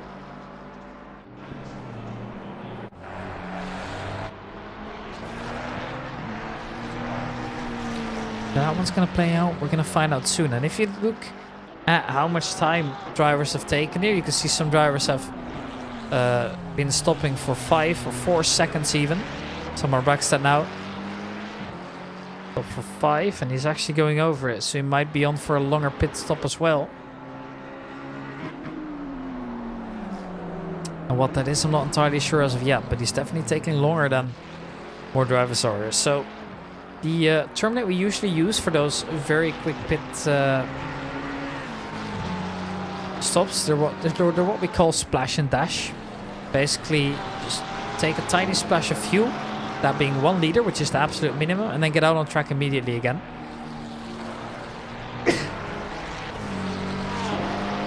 Tires are going to be a little bit colder, but excuse me. Sorry, I'm just sneezing in between. I hope you guys can't hear that. It's unfortunate, man. I really hate the winter. Every time I get kind of real bad about it, and then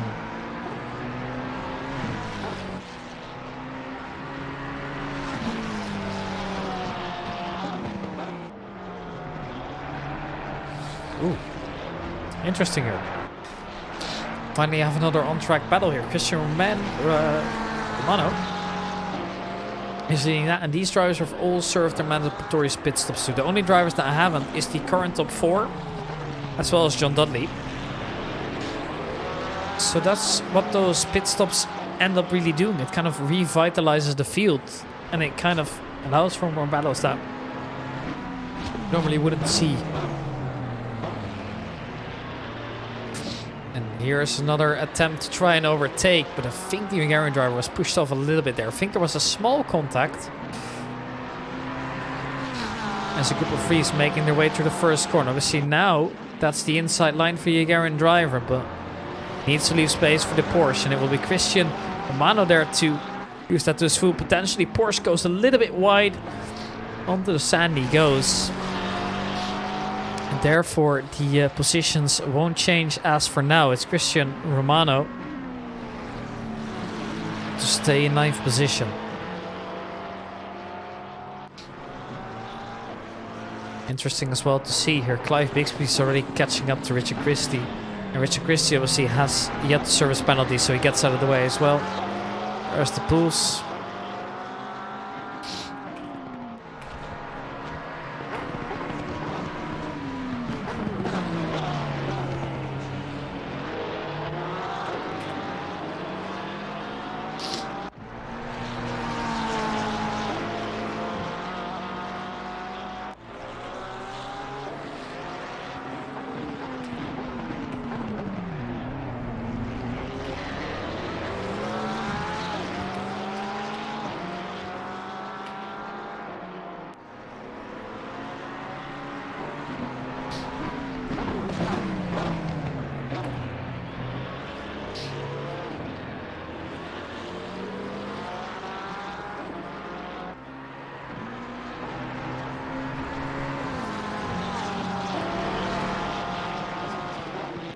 Tamar Brackstad has made the overtake.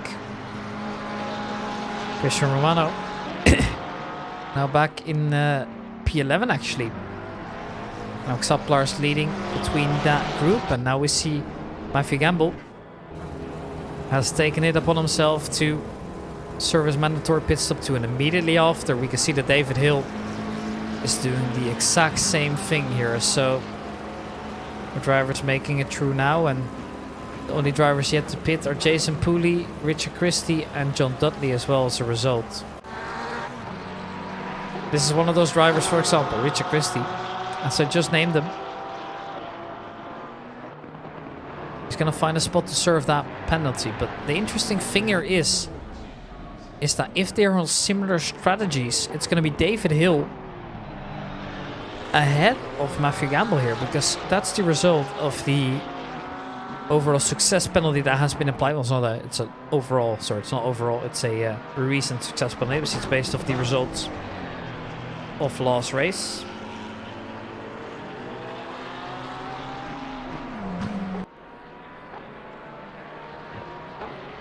Here they go side by side, Dominic Gies and also Richard Christie, but Richard Christie obviously is a wise man to not contest.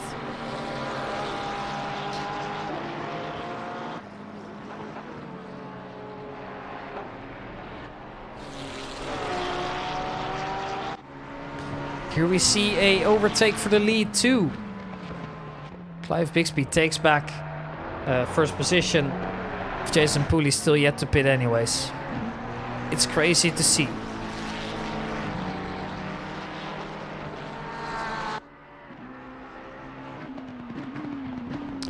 But yeah, man, these guys are just on another level. Don't know what else to say. It's crazy. It really is to me.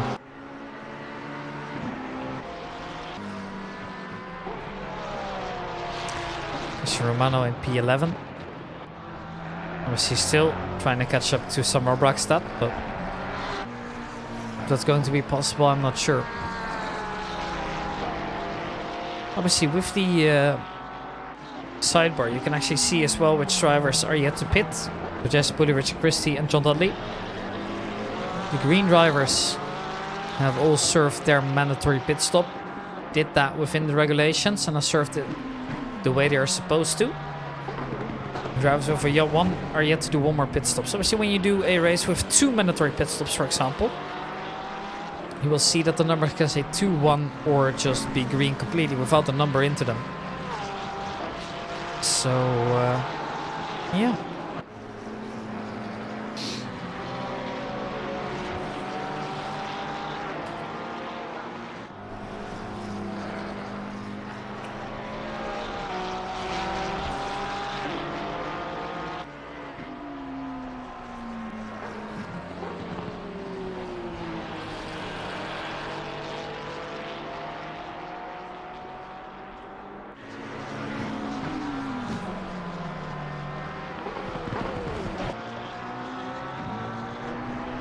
That's very much bumpy too from Samuel Brackstad. Interestingly enough, we haven't seen too much time lost there anyways.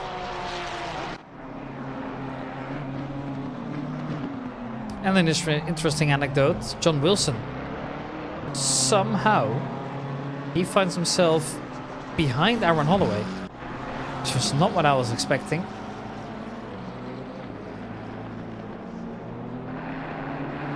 Yeah, that's interesting to see. For sure. Christian Romano still fighting there.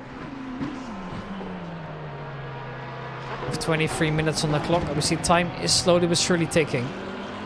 More than 3/4 through the race, so... How is he going to be handling that? That's what I'm mainly worried about.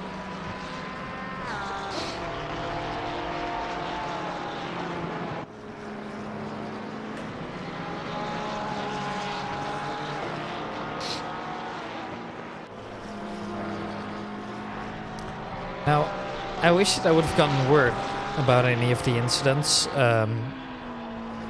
because for me there's still been no update as to why certain things are the way they are, which is quite a shame, but it is what it is, I guess.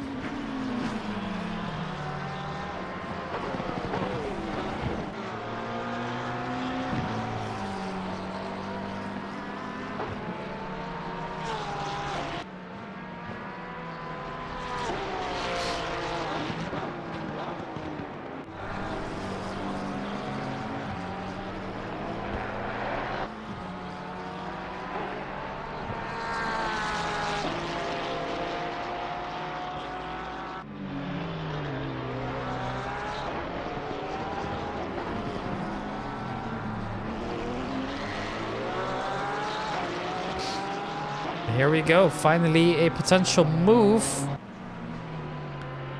I think he only just barely survives. Only just about their space, but Porsche makes his way past Romano again.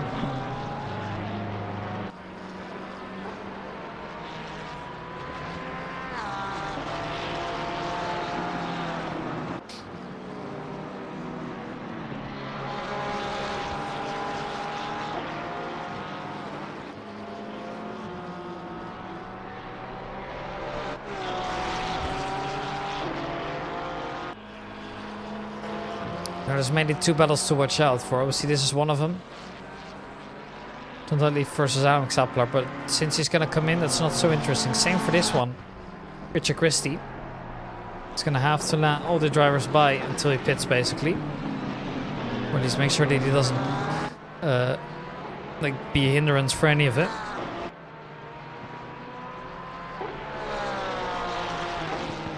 And this battle is the one that we're mainly going to be watching.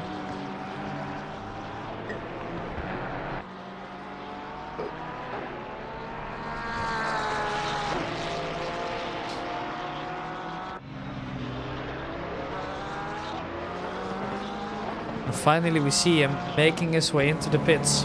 Is Richard Christie serve his mandatory pit stop? More drivers passing him now. That's David Hill, for example, as well as Dominic Gies. Where is this man going to end up? We're all waiting to answer. As for now, we've got very little info to go off. As we officially are now 20 minutes away from the end of the race.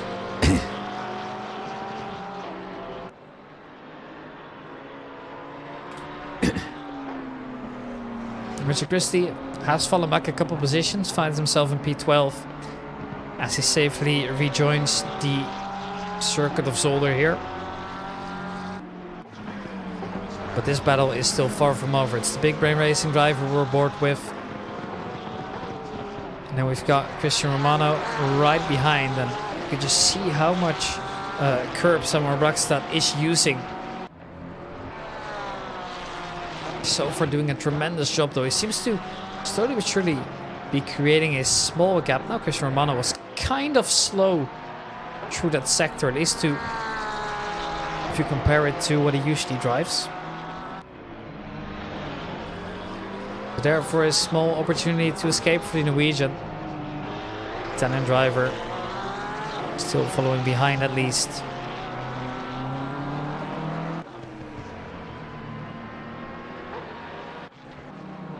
But yes, Clive Bixby, I think he's going to take it home in a fashionable manner.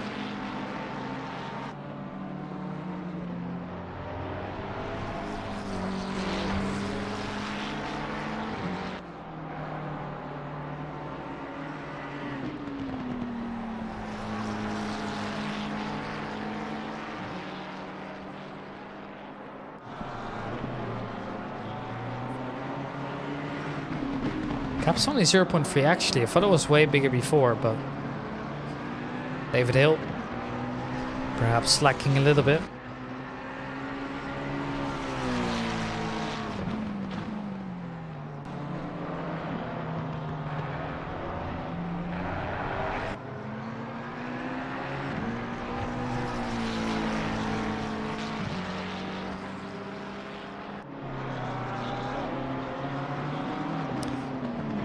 And this is really where it's all going to come down to racecraft and pace.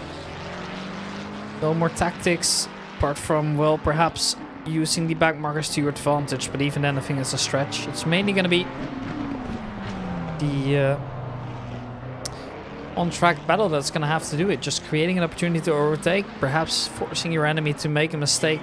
Or enemy is probably a little bit of a big word for that. Opponent, I guess, would be better. And maybe there's an opportunity here. Dives to the left. Dominic Gies on the inside. And actually, David Hill's taking it easy. That's a surprise to me. That was an overtake for position. Both drivers after the mandatory pit stop. But Dominic Gies overtakes quite easily there. And that's a big surprise. Didn't really know why that was the case. Perhaps they think that Dominic Gies has got a little more pace. Now, obviously, they are in the same Discord channel, so perhaps there was a little bit of communication like, hey, can you let me through? I know I'm quicker. Maybe they're working together now. I mean, I don't count it out. That's going to be the main thing, right? You need to catch those people in front. That's obviously going to be the main objective for now. Now, interestingly enough, I noticed that Chris Taylor's booted the battlefield, so definitely no more racing for him tonight. And I completely understand, to be fair. It's a very frustrating position for him to be in.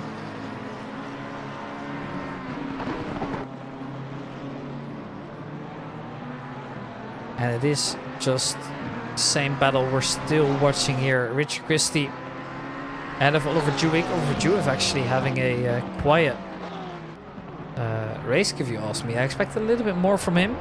But I think he also had a little bit of a struggle at the beginning. And I think that's kind of what's the result of that, really. You know, that little incident obviously threw off a lot of people. I think he might have picked up some damage here. And down the inside, ballsy move, a little bit of a scent, but managed to keep things clean. And Richard Christie has given up the position now. So P12 it is for Oliver Jewick. Out of these 16 remaining drivers in the race. 8 minutes left to serve your mandatory pit stop, and it's going to be Jason Pooley and John Dudley to serve those eventually. Jason Pooley, I mean, he is in second place, but is he really, if you consider it? No. Because at the moment, if you pit for, let's say, 5 seconds, I guess that's realistic, right? And I end up spending about 40 seconds pitting. Plus driving in and out, of course, so that's gonna see him move down right at the back to perhaps even be 7 or 8. And here's Jason Pooley as well, letting the other drivers by. Still not coming in, however, so giving over the position to the fastest drivers. Momo beats him, Afi Gamble. Both move up position respectfully. These two, you might see in battle just a little bit later on, because there's 40 minutes to go, and so far the gap is 1.1 seconds. But considering the lap times, right, I have them here right in front of me. Momo Beats is roughly 500s quicker per lap, which is not that significant, you would say. But who knows, man? Maybe that's the difference maker after all, especially if Gamma makes a small mistake. Maybe there's a chance then. I think we're gonna find out soon. Here's Aaron Holloway, finally in an on-track battle. It's taken a while, but finally they have their moments of fame, and it is Aaron Holloway currently leading between the two. The new livery of Aaron Holloway looking quite good, but hasn't brought out the best of luck for Aaron, to say the least. But at least he's still driving, which I can only say is really good to see. We've got Moza on the back, we've got Williams, Amigos Racing League logo, some more in the front. But what I'm really missing here, lads, is just one driver that's willing to put my logo on their car. I want somebody to cheer for, lads. And that's an invitation as well, an open invitation. Don't even tell me yet that you've done it. Just put it on. Don't show me yet. See if I spot the difference, alright?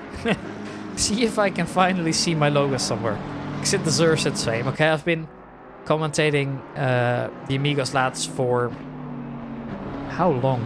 Good question. I think it's my 4th season I'm doing with them now. Obviously my first real opportunity at it too, so very much thankful for the opportunity too. And John Wilson here taking an interesting line, but seems to be struggling for pace there. You can just see how much he struggled to get grip into that car. Don't know why exactly that was happening. You can just see how much he's overworking those tires. Once again, just slightly slower, so he's letting the Ferrari go. That's Dominic Gives. Moves of opposition. Good awareness from John Wilson. Realized he'd made a small mistake. Realizes that in the end it's not going to be about his position. It's mainly about the cars in front not getting in trouble.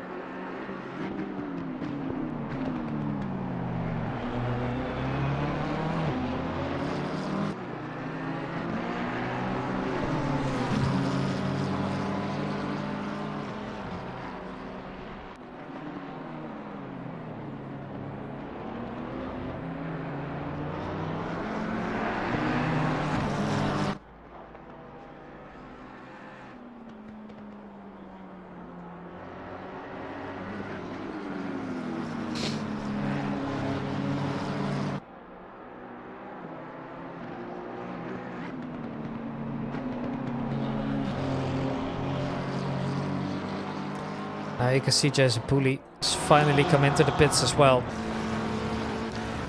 It's taken a long while, but he is the last one to serve his mandatory pit stop. Richard Christie obviously fell back all the way. No surprises there.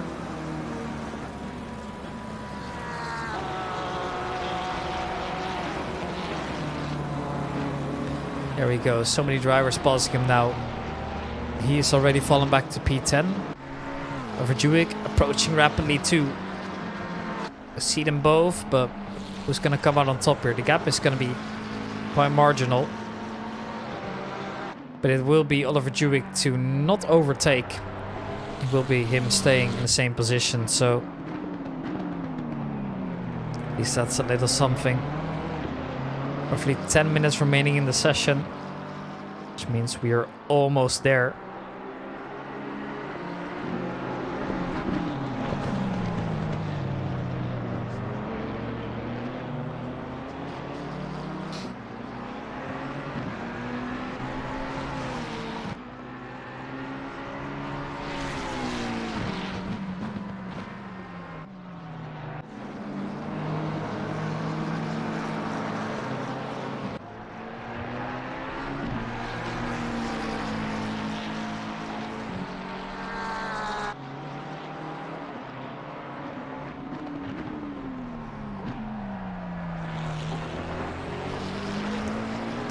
It looks like this, well, very much quiet race.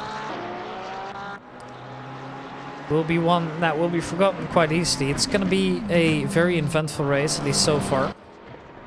At least Aaron Holloway feeling the pressure again from John Wilson, but apart from the big incident that we had earlier on, absolute chaos.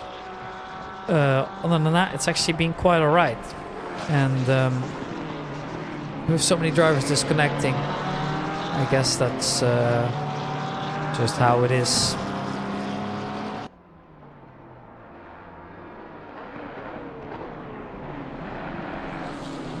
It looks like there was a very weird one. Yeah, they're talking about the crash now.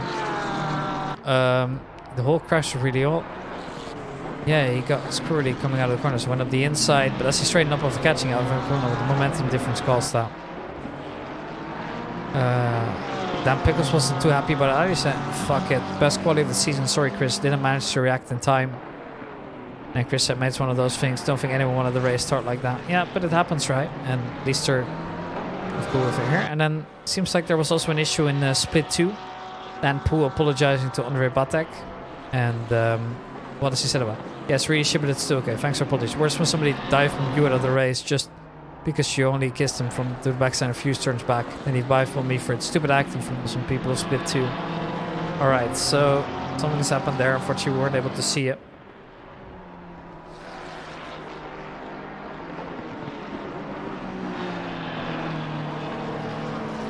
So yeah, definitely some issues all race round. Shame, but it is what it is. And at least we finally got some on-track battles again. We've got this one we're currently watching, Oliver Jewick versus Jason Pooley. And Jason Pooley definitely not in the safe zone yet.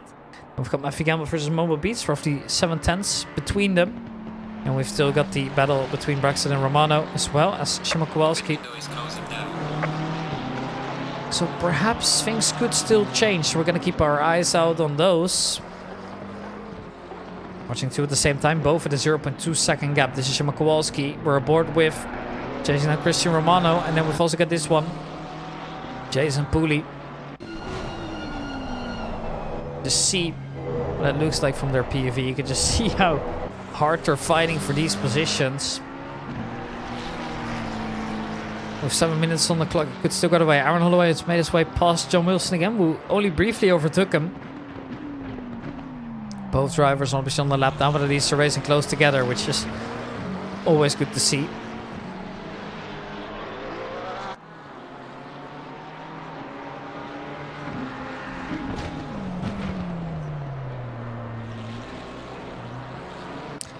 Doesn't really look like we're seeing a lot of progress here, at least not yet. Shimon Kowalski, obviously representing both Poland and the UK, as you can see with the flag on the top of his car.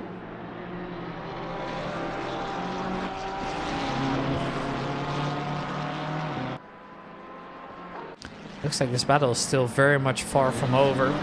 John Wilson had to give up the position there once again. Completely blocked out with Aaron Holloway, but now he's got the good exit. He's indicating to ensure that he's staying on that side, but Aaron Holloway loses the position and John Wilson moves up to P15. Rare position, and in the meanwhile we've seen Jason Pooley overtaken by Oliver Jewick. Two overtakes at roughly the same time, and Shimon Kowalski still not out of the danger zone either. At least Christian Romano seems to struggle to get away, so these battles could last an eternity, but unfortunately we've only got 5.5 minutes left of the race. The things are getting closer towards the end here at Zolder.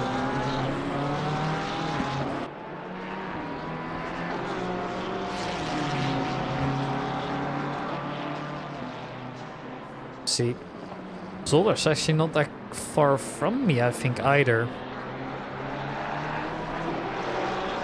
I should know that actually. I think I looked it up the other day, but I think it's within driving distance, at least. That's what I hope.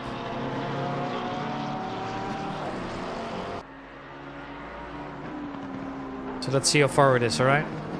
It's actually just across the border too, so... Well, if I wanted to, I could walk there in 2 days and 12 hours. But honestly, I think I'd rather drive for 3 hours.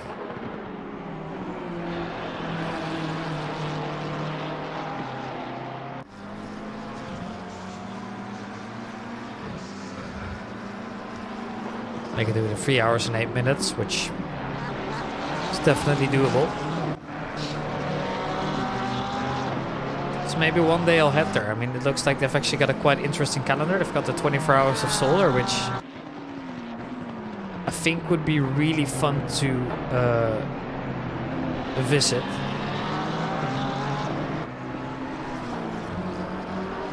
But it seems to definitely be a track that's mainly used for like some slower cups, but if they got some fun stuffs out there too, so yeah, maybe I'll be able to visit. I mean, they've got TCR Europe, which is always fun, and then we've obviously got the Supercar Madness too, which, well, it's basically the same as Supercar Sunday, Tax Racing Day rather. The TT also, obviously, that's my local circuit, so it was fun to see. But the 24 hours of Zolder, I think, would be my most interesting event.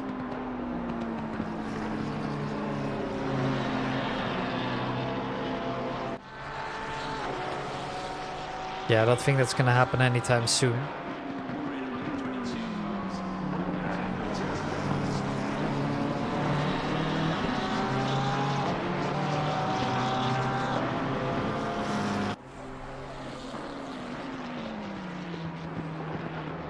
Yeah, it's 8 hours from home, so I guess I could, but do I want to? No, I'm not so sure about that one.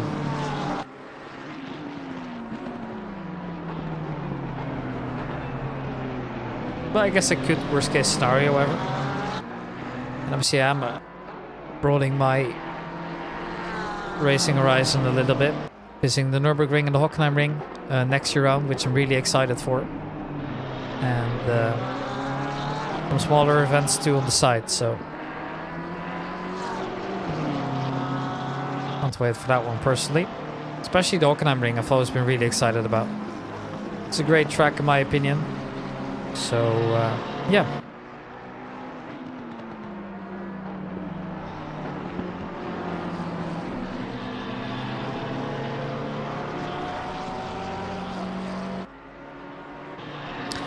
Two minutes remaining here, so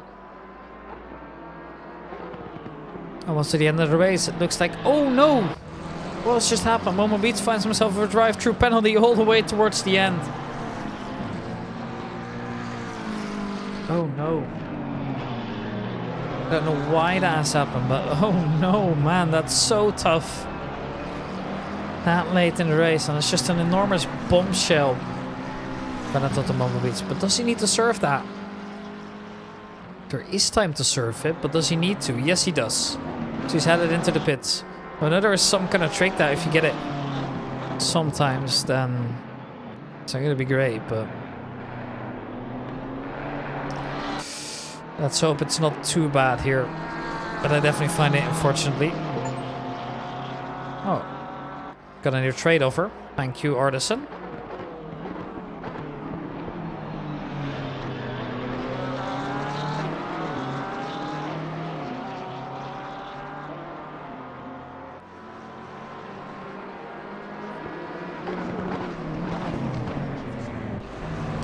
There he goes, out of the pits in P5.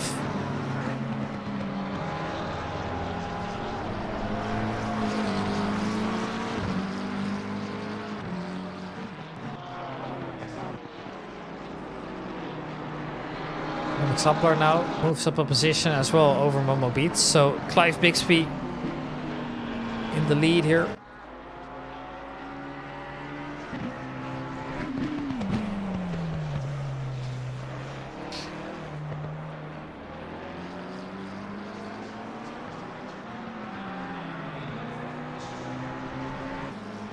Alright, man, leaders on the final lap. So as soon as he comes in, everybody else is gonna be finished.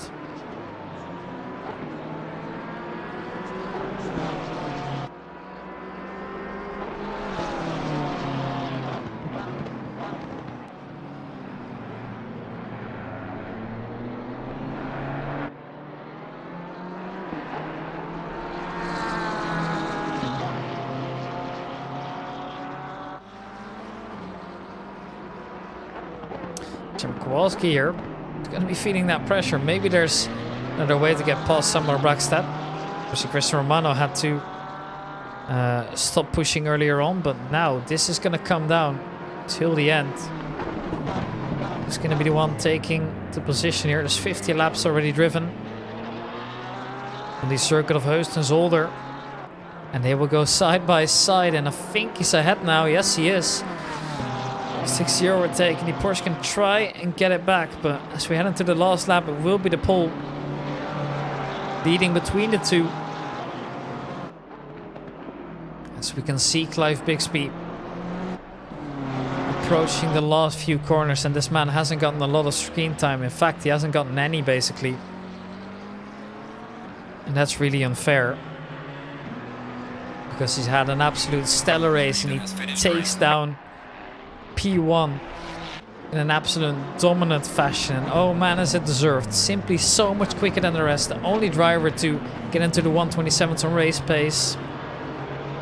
You know, on 6/10 faster than the second fastest. So I can only say, good job to this man. Matthew Gamble takes home a impressive P2. Also very well deserved, as we wait for Dominic Gies to cross the line in P3 as well. Well deserved. Obviously also a little bit lucky perhaps with the incidents. But in the end it is P3. And I think we'll happily take that. A podium for the German driver as we wait for the Scotsman to also make his way across. Behind him is a back marker, that being John Wilson. So he finishes the line across, in front of Aaron Holloway. Axaplar and Momo Beats follow right behind as well. Shilagi and Dudley pointed in the 14 and 13 respectively. Dudley ahead of the two. Kowalski finishes ahead of Samuel Brackstad in a very close finish. As we wait for Oliver Jewick to finish P9.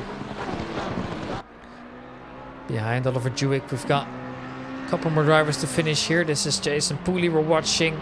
We've got Christian Romano. And now it's just this man to finish as well. We'll be the last one to cross the line in P12. Ladies and gentlemen, that was the 75 minutes of Circuit Zolder. Alright, and here we find ourselves. What a race that was, ladies and gentlemen. That was a lot of fun. I hope you guys enjoyed that one as well. Next race, we're going to be back, hopefully. Although, no guarantees as always. You know me. Quite a busy life out there today, but it was a lot of fun. Once again, being back on the broadcast. So, very much appreciated for everybody watching here. And before we go, we're going to look at the calendar to see what's next. Because for me, that's a big surprise. Absolutely no clue what it is. It looks like... Wait, what? Is this the wrong season? What's going on? Oh, yes, it is. All right. Somehow defaulted to the wrong one. So that was Zolder. Now we've got Zandvoort coming up next. And then we've got Snetterton to finish off the season. But as for now, I'm going to say thank you guys all for watching. And I very much hope to see you into the next one again, which is going to be next week, Monday, around the same time.